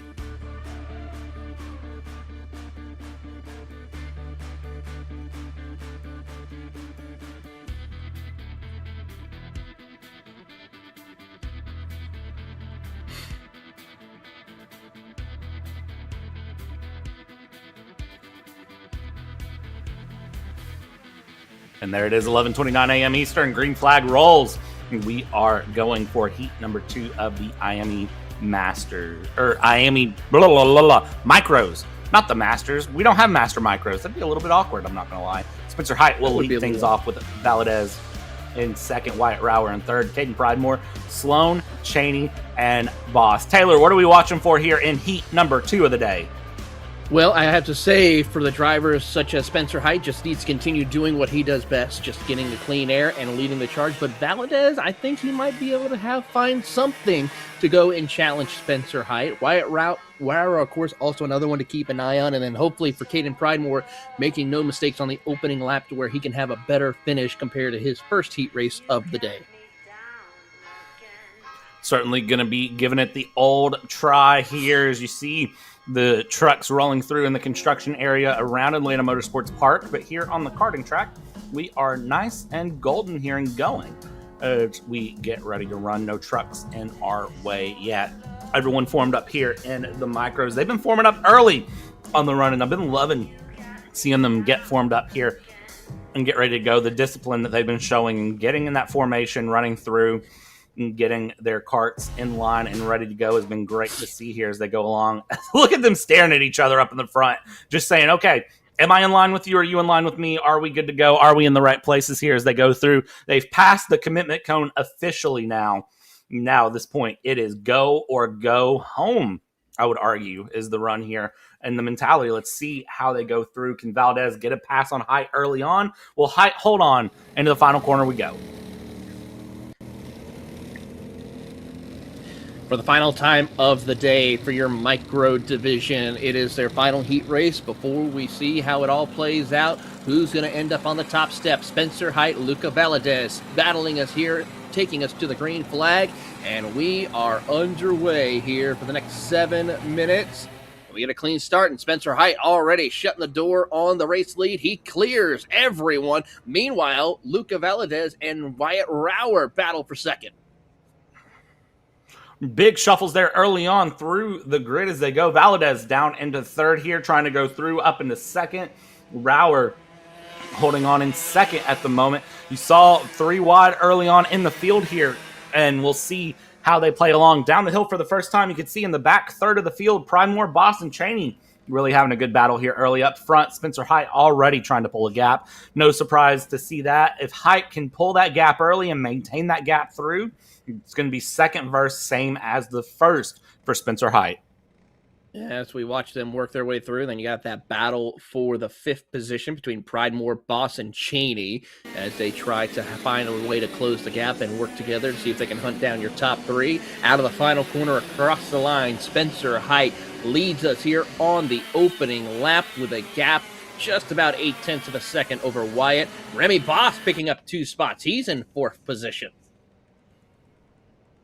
Remy Boss with a great move there up into 4th, and now kind of sitting in the no man's land category there of the 288. Has 3 karts behind battling, 3 karts ahead battling. It's going to be a matter of closing up that gap to the 3 karts ahead will be the goal here for Remy Boss to try to make some boss moves up into the top 3 if possible. Up front, Spencer Height pulling an 0.8 of a gap when they cross the line. We'll see here if that continues to maintain. You can see Wyatt Rower there very much has the sight set, is just staring at the back of Spencer Height and thinking, how can I close this up? And Luca Valadez is right there in the mix as well. That bright green helmet looking to make moves forward. Now Luca's just settling in, seeing what his pace is here in this opening couple of laps as they come down out of the final corner across the line. And Spencer setting a fast lap, and for Luca, he's right there in lockstep with Wyatt as we go further back to the battle for 5th with Pridemore, Cheney, and Sloan, and those 2 are having a good little fight. Jace Cheney in that bright red helmet looking to find his way around Caden Pridemore. He'll look to the inside, side by side for position, but Pridemore shuts the door. Goes for the pass, can't make the pass. The bottom of the hill there has not proven to be the best passing spot so far. The bottom of this hill, though, has proven to give runs. And here we go to the inside right there. Just force the kart through and get the pass done before the double left. You can see, is it 2 for 1 there on Pridemore? It's not. Cheney able to make the move ahead and now is going to try to stretch the legs a little bit, get a little bit of pace through. And you can see, again, Jackson Sloan trying to look for a way to slither that Sloan away and along and up. We'll see here if he can snake his way forward, make any passes here. Field starting to spread out a little bit. Up front, Spencer Height, best lap of anyone last time through. 58.444 was the time, and a 59.4 for Wyatt Rower. 1 second off the leader there, and a 59.3 actually for Luca Valadez. So Luca a little bit faster last time through than Wyatt Rower. We'll see if they can close that gap and continue the battle. Yeah, but the thing is, can Valadez find his opening to close that gap and make a pass? Because he is running out of options here, because there you see the gap between Spencer and your 2nd and 3rd place competitors as they come through here, the 90 over through the boot. And as they do so, you see Valadez just looking in a way his opening to take the 2nd spot for the moment. But so far, no help whatsoever. Wyatt just comfortably trying to hold position. Wyatt trying to hold position there, and that is going to be the goal at this point, is to hold the position. I don't think you're catching Spencer Height at this point if you didn't pass him early on, because you'd be in the defense category. I think Spencer Height, again, 58.3 last time through and a 59.5 for Wyatt Rower. So he'd have to find over a second a lap to start closing the gap. It's not an impossible ask. It's just right now with the way the pace is looking, it seems like a bigger ask here. Luca Valadez in a very good position right now. He was 0.3 faster last time through than Wyatt Rower. So he seems to have the pace. It's just a matter of get the pass going. And I tell you what, I wish we had a way to get on those 360 cameras and get on board and watch this battle through, but the drone camera is just as good. Look at this through into the double left. Valadez looked for a look, wasn't able to capitalize. Yeah, I gotta say, for Wyatt Rower right here, he is doing everything he can to just plant the cart exactly where he needs to put it in order to prevent Valadez from making that pass for position. The only problem is it's allowing them to lose more and more time to Spencer Height as they head down into the hairpin. Wyatt gets a good run, going to keep Valadez behind him for another lap as we see Luca gets a good run from the toe of the draft to try and keep pace with second place. Valadez here down into the hill a little bit further back, but you see takes a slightly different line, wants to use a bit more runoff, a bit more pace up the hill, does so, has some good pace up the hill. Is this a switch back to the inside going past the clubhouse? It's not as they go along here, but they'll continue through. You see him setting up a slightly different line through the hill here. Again, Rower doing everything right to defend, a little bit of a lean forward, trying to get more RPMs back in that cart. And Valadez not able to capitalize there, but the best look that he's had in a minute, I'd say, going through. And for those of you who may be wondering, well, why are they leaning forward? Why do I see some of the drivers kind of bouncing in their seat? Remember, the engines are tied directly to the wheels. There's no transmission on these go-karts, so it is genuinely one of those that sometimes you've got to lift the wheels a little bit to get a bit more RPM, get a bit more of a oomph in that engine than what you would have otherwise.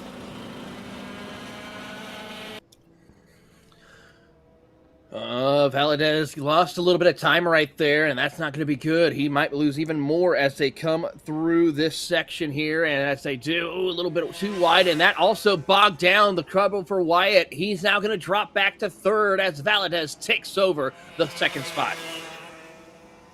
Something's happened to Remy Boss, that 288. He's dropped all the way to the bottom of the order here now, unfortunately. Rower and Valadez finally swapping positions. Now Rower is on the back foot, and Valadez had been faster than Rower for several laps here. I think it's going to be a case at this point of what can happen here for Valadez to get back, or for Rower to get back past Valadez, and can Valadez defend here? Again, I still don't know that they can close over a second to a second and a half a lap of pace to close it up to Spencer Height here as we're 3 to go this time by. Spencer Height again just crossed the line with about 5 seconds to go. That gives us what we term a bonus lap for that 3 to go here as they go through. So for Rower, he's got 3 laps to try to close this in. We'll see what he's able to do, if he's able to do it.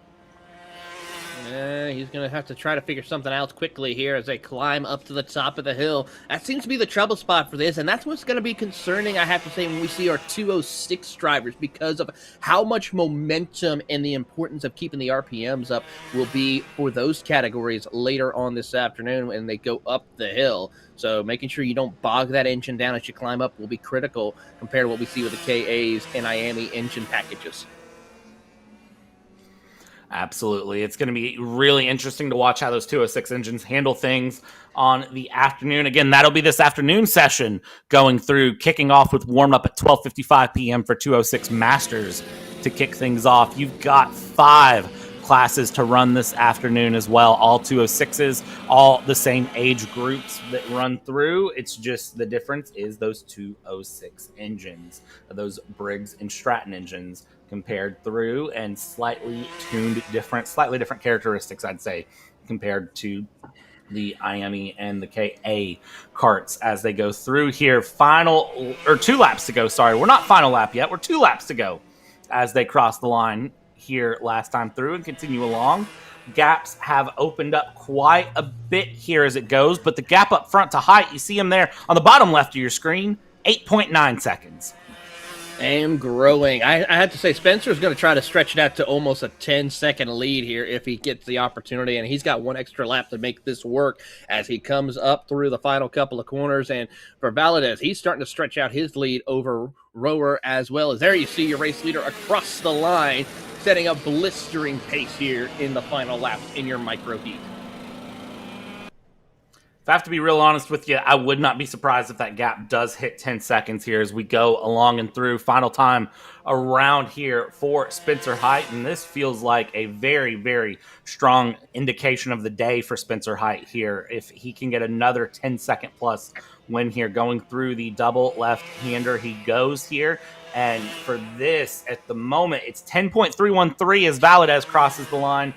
So for Spencer Height, It's just a matter of how much above 10. I think it's a good indicator for his weekend overall, as he's going to come through the final straightaway here. Take the right-hander, watch the inside, don't run it too wide to the outside. It technically double apexes, and now it's hard on the binders, into the downhill left-hander, run it a little bit wide. For Spencer Height, this is how you sweep the morning. He's going to come across the line. He'll win heat number 2 here in IAME Micro.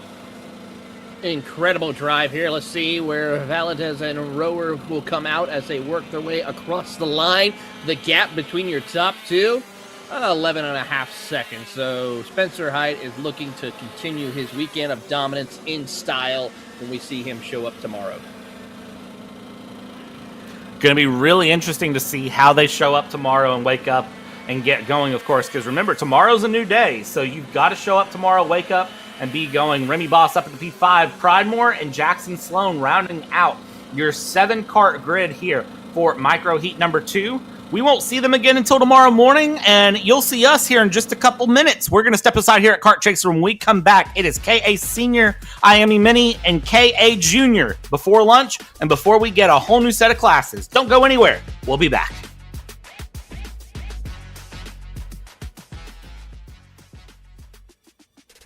Hi, I'm Jackson with Alpha Race Hub. Alpha is an all-in-one motorsports software solution that can solve all the software problems you need for your track, facility, or series. Alpha can cover all your software bases, from online registration, digital e-waivers, a proprietary timing and scoring software, incident management, automated points tabulation, tire and barcode scanning. We even have our own mobile timing app and rental kart activity management software. If you're looking to consolidate your motorsports software solutions, reach out to us at alphatiming.co.uk.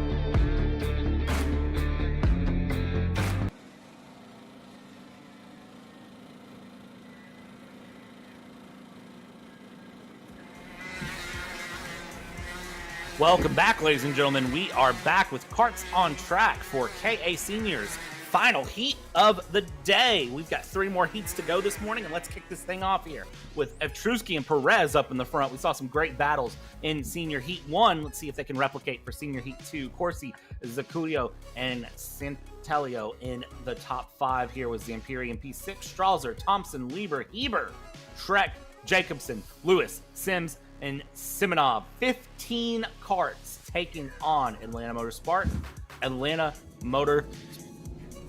Park. You know what? I can't say words, Taylor. You take over.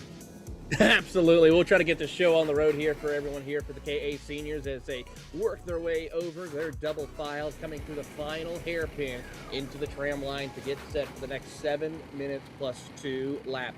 2 more heat races after this for our drivers in the KA and IAME packages with Mini and Junior next on the docket as they come down into the start zone. We get the green light, we get the green flag. It's time to go racing for your KA Senior heat race number 2, and Evtrusky capitalizes to finally take the lead away, but can he hold it against the hard charger of Daniel Perez?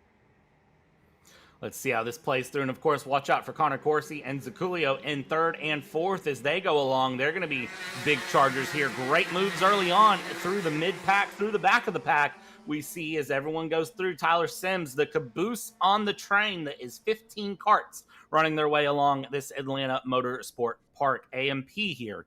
As we go through, let's see, through the double left-handers we go, and up in the front, it is pretty as you please, single file, look for a move, think about a move, but we're not going to see moves yet, at least through the high-speed sections. Let's see if it's a dive into the final corner for the lead.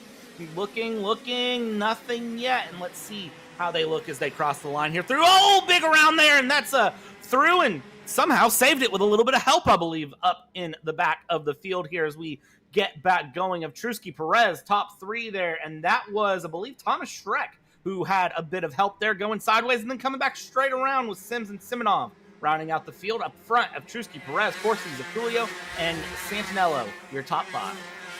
Yeah, Thomas Sherrick has definitely needed a little bit of help right there, but is able to gather it back up as we go back up to the front of the field. How about the battle for the 5th position? Here comes Zampiri around Centenelio for the spot as they will work their way through to try to chase down your top 4 of Zaculio and Corsi as they try to hunt down your leaders of Ruski. Just taking his time, working with Perez. I think Perez is going to try to do the same thing like what we saw in the previous heat race, just biding his time, taking care of his equipment, not wanting to bring a battle, keeping this a 2-horse race instead of a multi, as we saw Perez show the nose heading into turn 1.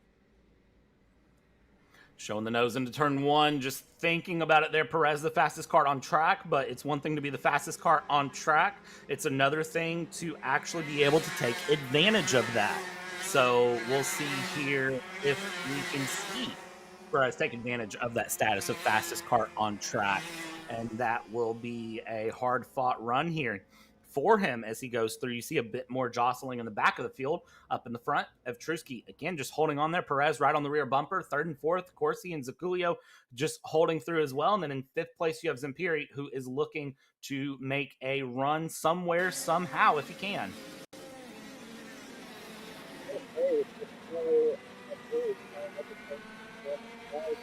To the top 3 is a good opportunity, and they're making short work of it. Last time by, Zampiri was 0.2 faster than the driver of Connor Corsi, as Zaculio has gotten around for 3rd, climbing up to the top of the hill as we watch on of Rutski still holding strong over Perez, as here comes the driver of Zampiri. Big charge coming onto Corsi. Big charge coming through. Can we capitalize on this, though, will be the question. And it's a great move down the inside. Parks the bus. It's a bump. It's a run. It's a give back. It's a switch through and not able to go. And you see the signal very clear there from Zampiri onto Corsi of the double point forward there with the left hand. That is the universal karting signal of, hey, let's work together and get forward. I'm faster than you. Stay with me here. Don't fight me.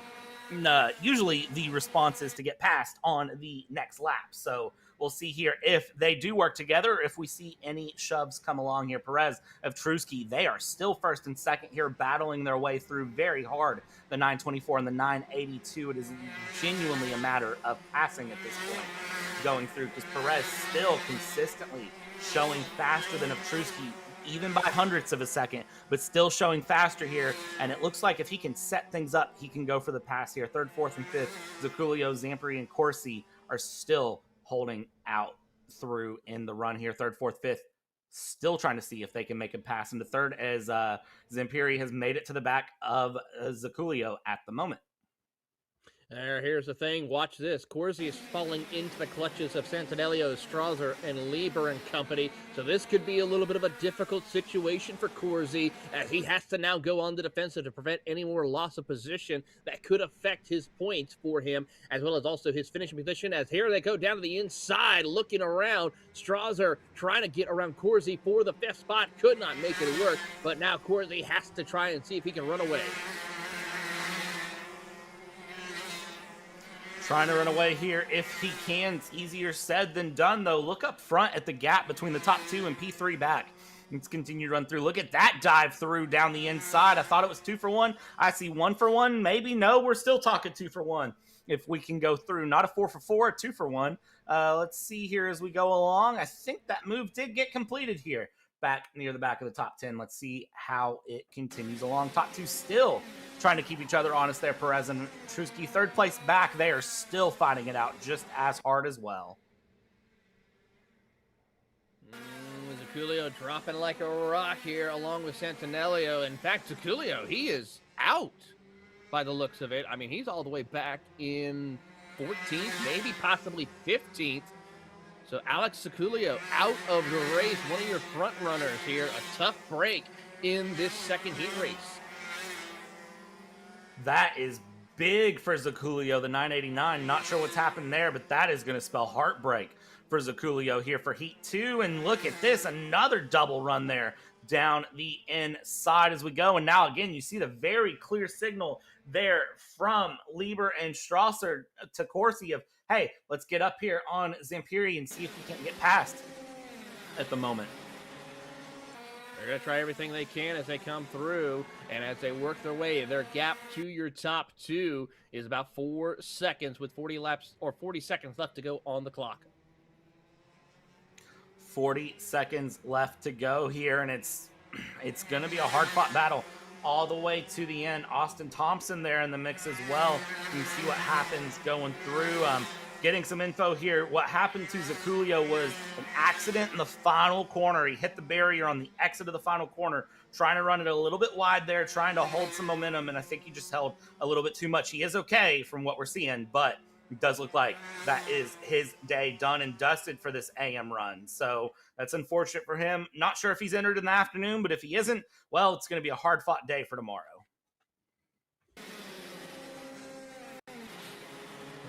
Here they come through the corner here. They will get 2 laps to go as they cross the line of Vrutski, doing everything he can to hold off the hard charge of Daniel Perez as he is trying everything he can to get around for the race lead for Perez.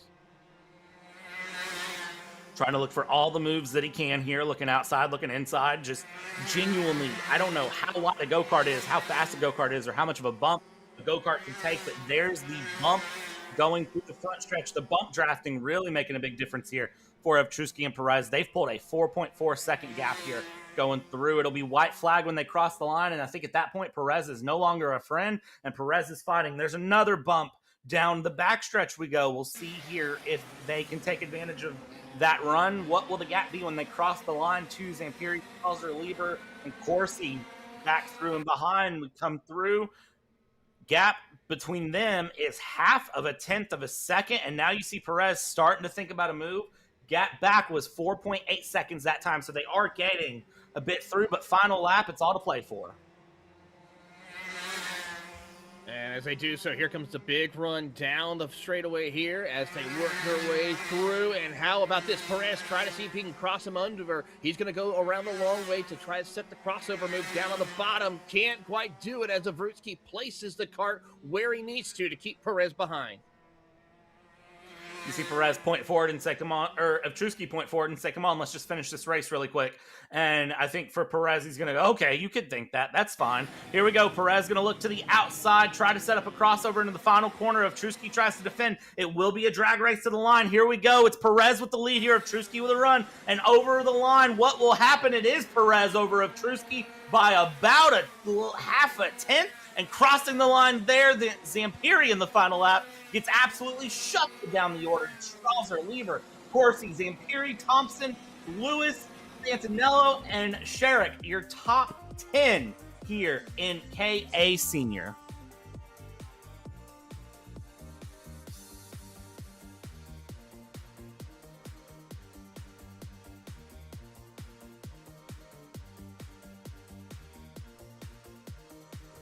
Evtrusky and Perez there giving each other high fives, hugs, and congrats to each other. They know that was a hard-fought race to the very, very end, and it was just for Daniel Perez a matter of just making that final corner stick, setting up a slight crossover, and then sending it through. And I tell you right now, for tomorrow, Evtrusky is making a mental note of that because he'll be prepared to repeat that run.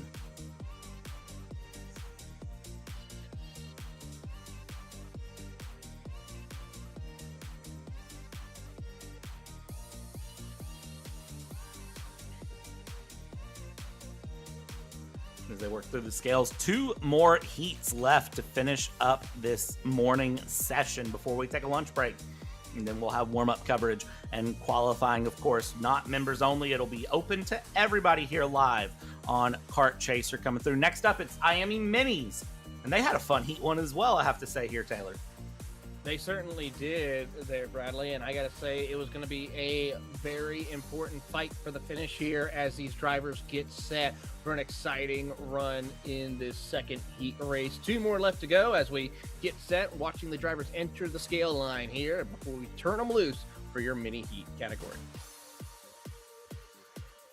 All right. right, let's see here as they go. Again, you can see the exit to the scales is off of turn 3. It's at the top of the hill there after the start-finish line, a very different spot going through compared to what we would expect. And then, of course, the entrance to the track is all the way down at the bottom out of the final corner. So a very unique layout here at Atlanta Motorsports Park. I know there's been some conversation about the difference in setup for the drivers as they go through here, as we see the front of the scales running through, lifting the carts up, putting them on their cart stands, and then rolling them on for post-tech runs and getting them back in to get tuned up for the day tomorrow, because at this point they can put the carts away. They are done and dusted with these carts for the day. Now, that doesn't mean that they're done for the day. Some of these drivers may run in the noon in the 206 senior category. You never know. We'll see who comes up as they go along. Waiting to get the green flag here for IAME Minis to come through. Less than a minute away to their start.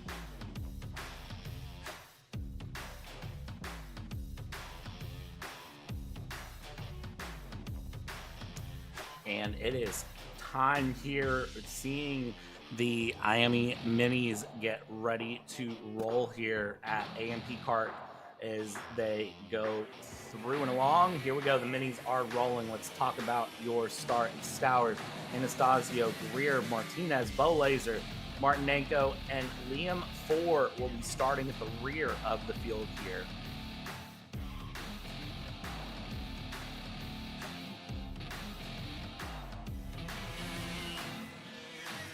Here they come through the field as they get their warm-up lap underway. An exciting one. Can Bo Stowers and Ruben Greer currently right now in the championship between your drivers in the mini division as the drivers work their way through. Given the point situation, it goes in the favor right now of Bo Stowers with a 4-point advantage currently.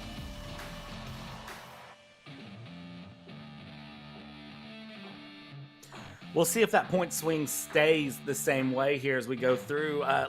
Does look like for Ruben Greer, I think that grass moment there that we saw this morning, maybe getting away with it here. We'll see if he can make the afternoon stick here as we get ready to go green. Coming through the final corner, we go here for these drivers. They'll come down to the tram lines. 7 carts to take on 7 minutes plus 2 laps. Through the tram we go. Will we get the green? Will the drone overtake them? Let's find out. Green flag is out. We are racing here for the run, and it's a great run up the hill to start things off. Let's see here as they go down the hill if they can hold along. Stowers and Anastasio keeping the battle here early up front.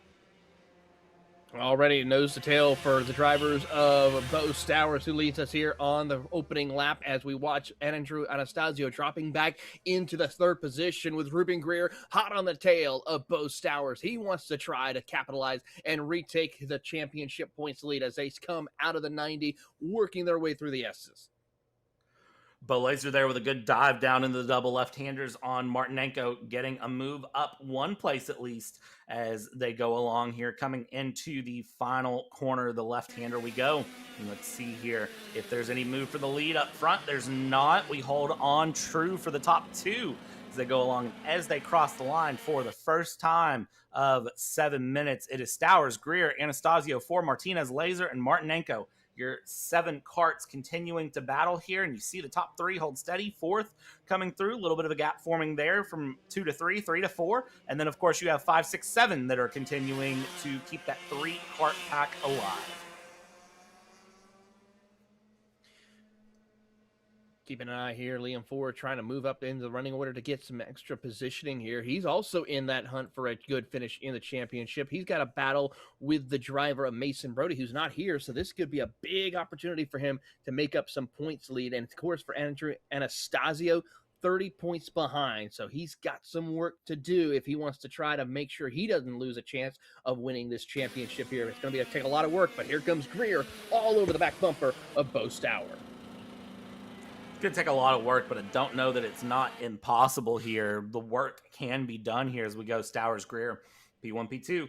At the moment, Anastasio, their third, 4 in P4. Martinez, Laser, Martinenko continuing along. Now we see again that run up the hill. Take as much runoff as you can to carry momentum and let the kart work its way the rest of the way up that hill as we go through and watch the run. Here we go, side-by-side battle. That's the 138 and the 181. That's Martinez, that's Laser, who are battling it out side by side. They do swap positions there as they go along. They keep that battle tried and true down the inside. Now again, Laser looking for moves where it can be found and swapping back through. This is the back of the field that's battling. But I tell you what, they're battling just like it's for the lead. They're not letting anything go here as they stand along. And Blake Martinez now under pressure from Martinenko. Martinenko thinking about a move, not able to make it before the double right-handers. As we go into the final corner, let's see if anything happens there with Martinenko. 4 running through. Martinez, Laser, and Martinenko. Those last 3 karts on track, keeping a great battle alive between the 3. Absolutely. As we watch those 3 battle it out, you see there the gap between all of our competitors. Now, a bit of a contact there from the 38 and the 55 of Blake Martinez and Nazar Martinenko. A little bit of contact there. Martinenko able to get ahead of Martinez going through because that was a interesting moment there, trying to squeeze through around up the hill. And, well, you saw, I think that was a moment of thinking you're clear to the outside and you're not. There's just happens to be a kart there going through, and we'll see here, is Martinenko able to get a battle on Bo Laser? Let's see if Bo is going to be under some pressure by Blake. Here they come up to the top of the hill here, and so far for the driver of that number 38 machine of Martinez is trying everything. Martinenko doing his way as he works his way up through the field and trying to see if he can get one extra position as they cross the line. Some lap time improvements for your top 3 as Martinenko moves up into the 6th spot. Moves up into P6, and we'll see if he can find anything else further going through. So this is going to be one of those to really watch all the way through as we continue along here. Up front, the gap is half a second, and then you go back another 1.5 seconds to Andrew Anastasio, and then you go back, of course, to Liam Ford, who is about 3 seconds behind that.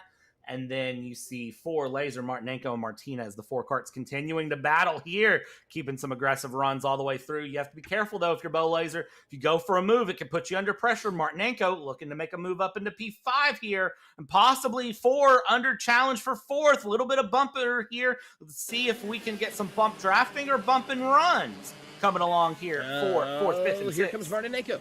Martinenko gets a good run out of the final corner. He is going to get around Laser for the 5th spot. Almost try to get around Liam Ford for 4th. But here comes Laser back around the outside trying to cross him over. Can't quite do it. A little bit of bogged down. And there you see the pass complete for Martinenko. I didn't realize how significant that bog down up the hill could be, but you saw that gap between Ford and Martinenko really open up there as they went through. And Ford, the 104 of Liam Ford in P4, that's a mouthful. Try to say it 4 times fast. Going through here, Liam Ford in 4th. Going along, he's going to have to hold off Martinenko, who looks very, very quick so far. I must say, going along here, 1:30 plus 2 laps left to go. I think Martinenko found his rhythm here in the second heat and making a charge now as he'll try to go for 4th, and he'll push the driver of Liam Ford off the track a little bit. That opens the door for Bo Laser to take over the 5th spot. Bo Laser up into P5. Great move there as we go down and cross the line. We'll see here how it goes for all of these drivers. They're continuing to fight hard and swap positions. The 155 of Martinenko using just enough space there over Bo Laser and 4 to move through. Now 4 needs to try to find 2 passes here in the next 3 laps to really capitalize on time as we go along. Let's see here if he can do so. Up the hill they go, down into the final corner they go, and it's a good look there from 4, not able to make a pass yet, but he certainly wanted to look for one and see if he could work his way through, kind of play a little bit of Cupid Shuffle. If you can get Bo Laser to work with you and both of you pass Martin Yanko, then you just need to pass through and get past Laser to get back up into your 4th place. But that's a lot of kind of finger crossed hoping there to see if that can happen. Through the line, down into the inside. 4 said, you know what? I had this done to me. I'm going to do it now. 4 with a great run down out of the final corner into turn 1, trying to hold off the defense of a switchback. And I think Laser's going to go deep and brave down the hill. And Laser able to hold on against 4. 4 was ahead across the line, but down the hill, you see how significant that down the hill run is. You certainly do, and he is able to break away a little bit right there from Laser and 4 as they tried everything to close the gap. Martinenko smiling from ear to ear as he is starting to pull away further from the 5th and 6th place competitors as they come through the 90, heading up through the S's as we see Liam 4 falling further behind Bo Laser, who's trying to kick in those afterburners.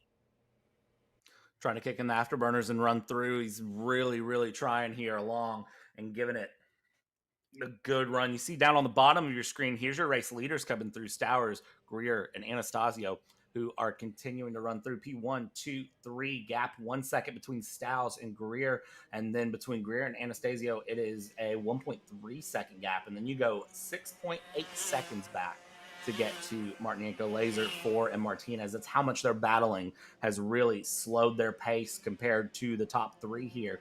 And it's not that they're off the pace, it's just that when you're battling, it is harder to hold pace and really hold through, because that battling naturally takes you offline. It naturally puts you in an adverse position and can prove some problems here, as we see again a great run from the 181 and the 104 to swap positions one more time. 104 of Liam 4 and P5 now as he goes through. He tries to give a little hand signal right there to Bo Laser, like, hey, we're losing time on Martinenko. We need to make up some time quickly, and we're running out of options, as here picks up across the line. White flag in the air for Bo Stowers. Ruben Greer 1.3 seconds behind and not able to make up any time here on the final lap. Not going in the right way for Ruben Greer in a championship hunt. Not at all. This is going to be a interesting one to see on the final lap. I know you can't close 1.3 seconds, but at the same time, Bo Stowers just has to keep this final lap clean here as we go through. The sun is out. It's shining. It's warm here. And for Stowers, it is a matter of half a lap between him and a heat number 2 win. Let's see here. He looks over. He's feeling good. He's feeling confident. Was Stowers the one that waved at us during his heat 1 or qualifying run? Do I remember that correctly? I feel like I remember that correctly. It was Stowers. Stowers doesn't give a camera wave again, but he's certainly going to give himself a checkered flag wave here as he comes across the line. He is going to win heat number 2 in IAME Mini, and then it's Greer 1.1 back, Anastasio 3.3 back, and now it's the wait for Martinenko 4, Laser Martinez here as they come across the line. Martinenko will hold on, and 4 will finish 5th, Laser in 6th. Martinez will come across the line in P7 to round out Mini Heat 2. It's been a wild, wild morning. We only have one more race here, Taylor. Absolutely. One more time around. We'll be right back, though, after these short messages as we take a look at some of our superstars here in the Apex and good sportsmanship amongst our winners.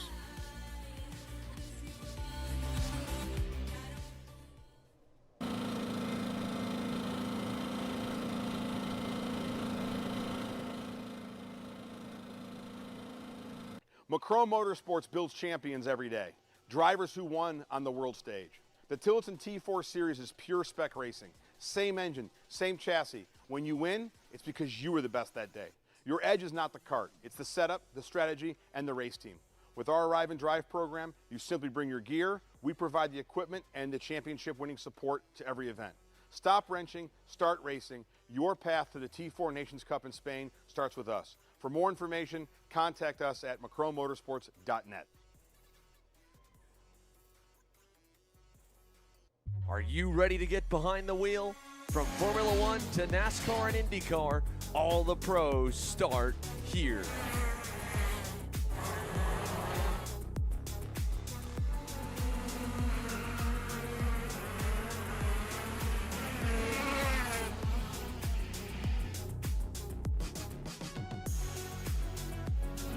more information, check us out online at mcckarting.com or call us and go racing today.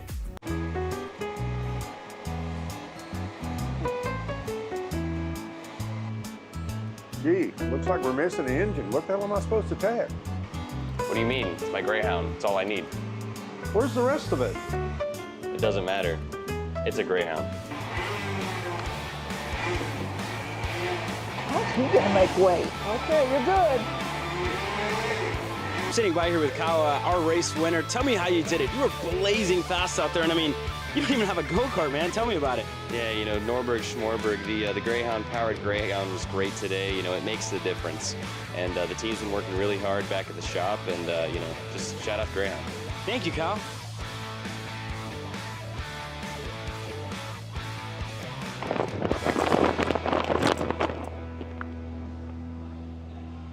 How the f did you just win?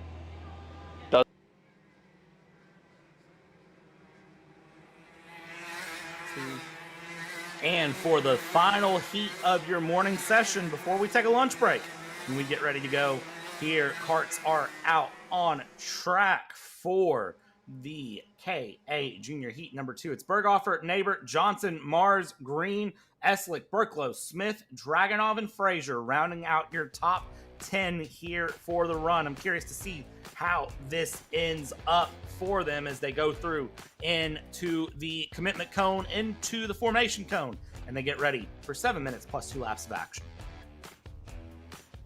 Berghofer put on an incredible drive in heat race number 1 for him, and I'm curious to see how it will all play out for him. Oliver Nybert and Cameron Johnson also looking to try to make some improvement to see if they have what it takes to take home a heat race victory. They're going to give it a try here, and we'll see if they can capitalize coming through the final corner. We're in formation. We're 2x2, and let's see how it plays along as we go in. And this is going to be, I think, one of the exciting runs of the day. Buckle it along. We're in the trams. We're going at pace. They're looking at each other, waiting on the jump. You see Neighbor looking at Berghofer, waiting on the run. We in the start zone. We're green. We're racing here for the final heat of the morning here at Atlanta Motorsports Park. It's a great run so far down. Who is that diving up the inside going for 10 positions at once? That's the 815 of Jet Price trying to jet forward. He tried to jet forward. Hopefully no one was able to stall his momentum as they push each other off the track a little bit. Jet Price dropping back multiple spots outside of the top 10 as he falls further and further behind after getting pushed off. Crazy to see him fall through. Yeah, I'm not sure who got caught out on that, but I got to wonder if they got caught out by Jet, just jetting his way forward. Great run there from him to see. I'm just trying to see if he was able to hold on to it there going through, and I think he was. So we'll see as we head along. Final corner, let's get a reset here of the grid of single file here of the juniors as they go. It's Berghofer and Johnson, P1, P2. Neighbor in third, Mars, Green, Burklow, Eslick, Dragunov, Price, Portnov. Your top 10 through. Drivers that had issues there. Double-ear, Saunders, and Jiju Sivakumar. The three partners had big issues here this run so far. Tough break for those three competitors there on the opening lap here as they try to work their way around. And as we watch the battle for second to the inside, Nyberg trying to get around Johnson will take the spot away, but Johnson crosses him over and has contact as one driver goes into the curbing a little bit right there. And that is going to be the driver of Nyberg, dropping multiple positions outside of the top 5. And dropping several positions there to go out of the top 5. Let's see if he can recover it all. The big thing is everyone's second place back battling. That's letting Berghofer just kind of run away here at the moment. Gap across the line is 1.1 seconds. That is a big, big difference in pace there going through because that's how much the gap ran.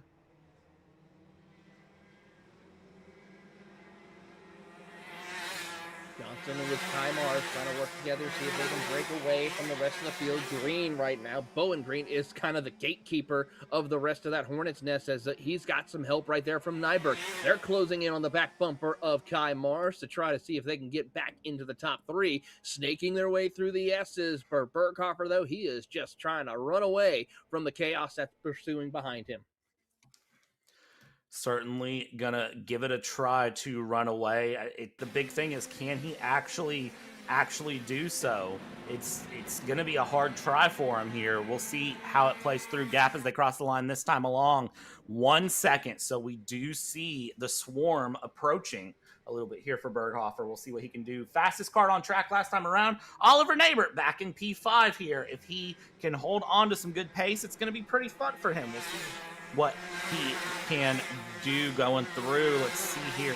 Fourth, fifth, they are all right there in the mix with each other. They're closing up a little bit on Berghofer and trying to make a move. I saw him dive there from P4 of green, thinking about making a run into the double left-handers. He does not do so, but he certainly thought about it.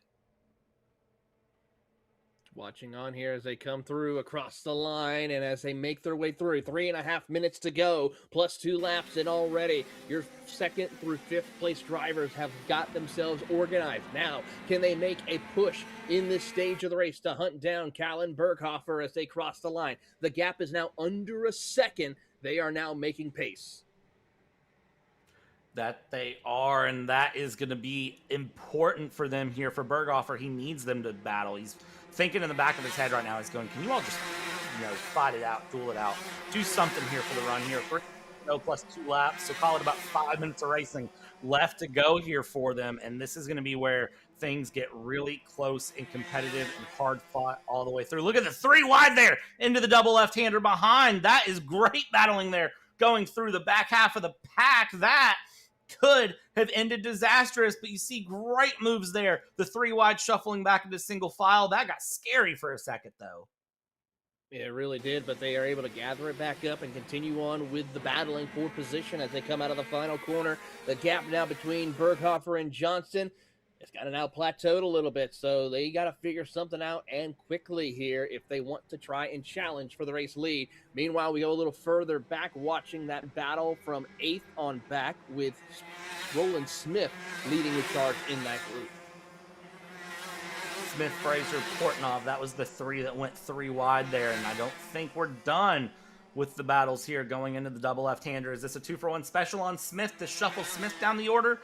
That it is. As they go through, they shuffle things around, and now we continue to watch battles develop. Again, this is one of those, you get set up in that double left-hander, and then you just kind of hold on and you shuffle positions through, you get ready, and then you try it one more time. 1:40 left to go here at the moment as our leader approaches the line and comes through. We will cross the line. Berghofer in the lead here. Gap 1 second to the good. Oliver Neighbor, still the fastest card on track, but Kai Mars was 6 tenths slower than him last lap going through. Yeah, so Mars, that 5th place card of Kai Mars losing some position.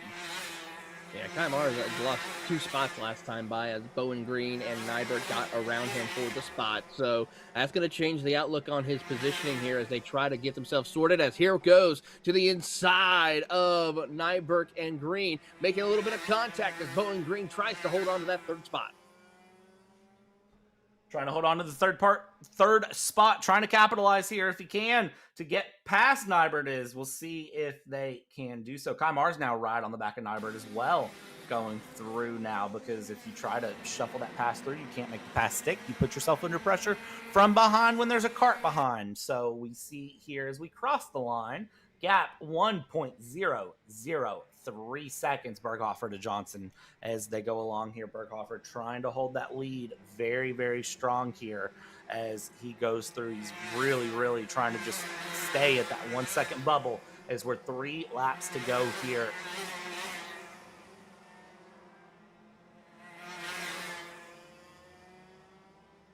Callan Berghofer just putting on a stellar drive here. They are closing in a little bit on 2 with help from Cameron Johnson trying to push forward. But the problem is they are running out of time. It's going to be 2 laps to go when they come back around to take that lap here momentarily. But here comes Nyberg with a big run. He looks to try to see if he can get 2nd place away. Big slide right there by Johnson. He'll move up the racetrack, opening the door for Nyberg and company to take the spot away.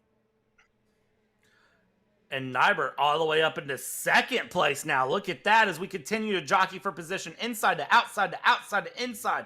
We're not done. We're not giving it up yet here as we go through. Nybert holding on to 2nd as they go through third, fourth, and fifth, though. It's anyone's guess where that's going to end through, and the 823 of Mars is right there in the mix. He's looking to try to find something through somewhere.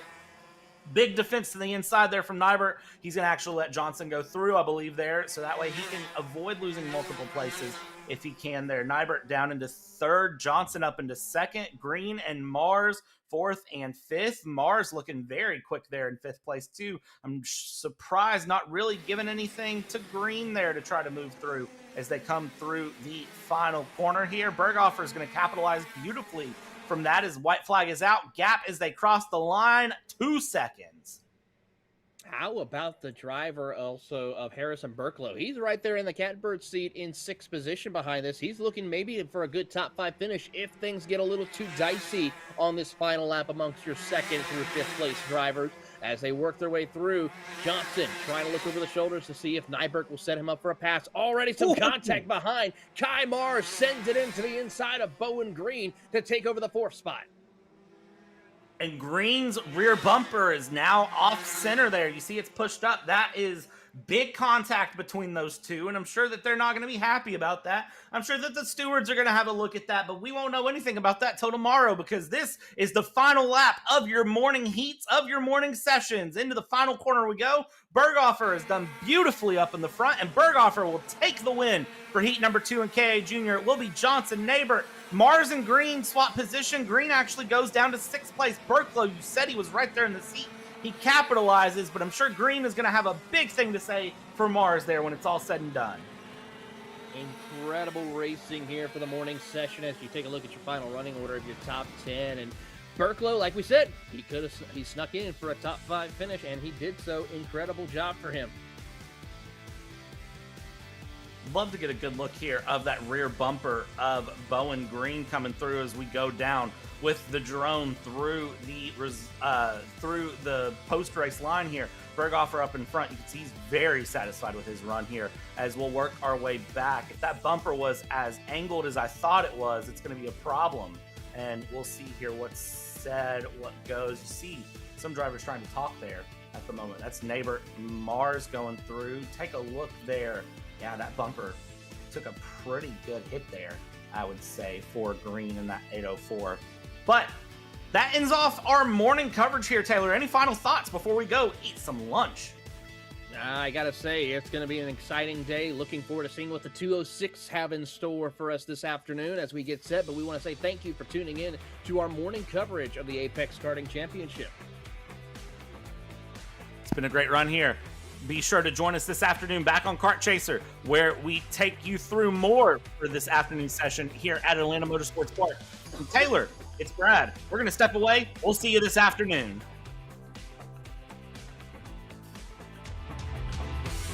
Are you stuck with your kart racing? Not sure the ideal kart setup? Or going to a track for the first time? Well, Kart Class has the answers for you. Our online portal has a wealth of experience and knowledge to help your kart racing. From kart setup advice to track guides that are targeted specifically to your circuit, or the driver coaching aspect with mindset, racecraft and driving techniques. If you want to take your karting to the next level, visit us at kartclass.com.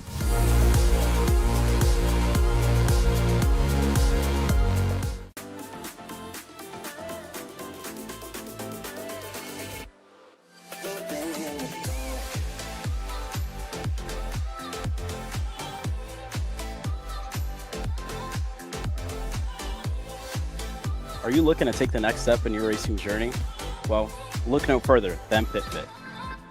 With 2 locations in Charlotte, North Carolina and Indianapolis, Indiana, PitFit trains drivers all the way from grassroots level karting to IndyCar and NASCAR with top-of-the-line personalized coaching to improve physical and cognitive fitness. For more information on programs, check out PitFit on Instagram or Facebook today. Cat food marketing. $9.99 a month. Dude, Caleb, wake up. Dude, we're live in 5 minutes. Let's go. Come on. What are you doing? Dude, I'm so sorry. Xander had me in a cat food marketing meeting till like 2 a.m. last night. Come on, man. Do you have anything I can drink? Dude, I got the perfect thing for you. Perico. It's a healthy energy drink alternative. Perico? Non-GMO? Gluten-free? Kosher? Magnesium? B12? B6? Yeah, it's good. B5? Biotin? And 0 sugar? Pericazo! Try Perico, made with natural ingredients, organic caffeine, and supports your metabolism. Try the new official energy drink of Kart Chaser.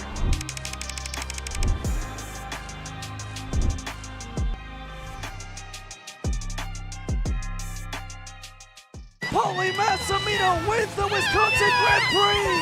James Overbeck on start number 2 gets win number 1 in OKN Stars! On track or off, Brandon Jarsekrak Racing delivers elite performance. Led by 4-time Pro National Champion Brandon Jarsekrak, our team masters driver coaching, data-driven analysis, and mechanical precision at every national event. Contact us today at BrandonJarsekrakracing.com.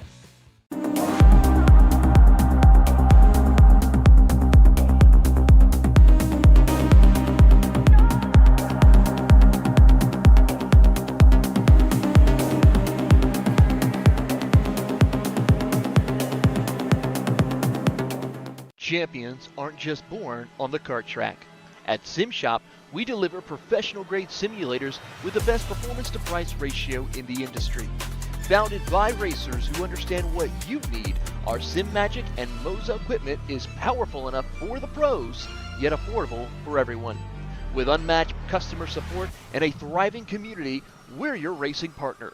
Visit simshop.com today. Hey guys, I'm Chris G. I'm Kart Chaser's driver fitness coach, and today I'm going to give you 3 tips on how to strengthen your shoulders for more endurance and better stability in the kart. Here we go. Okay, so exercise number 1 is the front rope pull-through cable raises. Okay, now this is the upright cable row. What you are doing here is you're picking a straight bar, as you see, and we're working the side areas of our shoulders, the medial. Exercise number 3, the dumbbell shrugs. As you guys can tell, I like to pause at the top before releasing. It's great for your strength, for that wheel stability. It's great for those shoulders and that upper back area. Chris G coaching, race-ready training that carries into real life. That's what we do here. See you on the next one. Kyle, what are you doing? It's got my new Greyhound seat. You don't even have a cart. Doesn't matter. I have a Greyhound.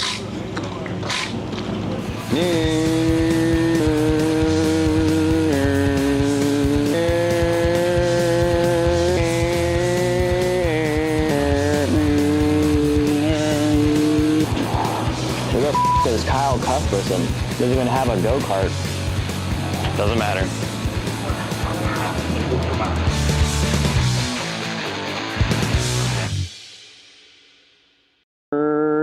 Cuthbertson through on Turney, Turney in the dirt. Karting isn't just speed.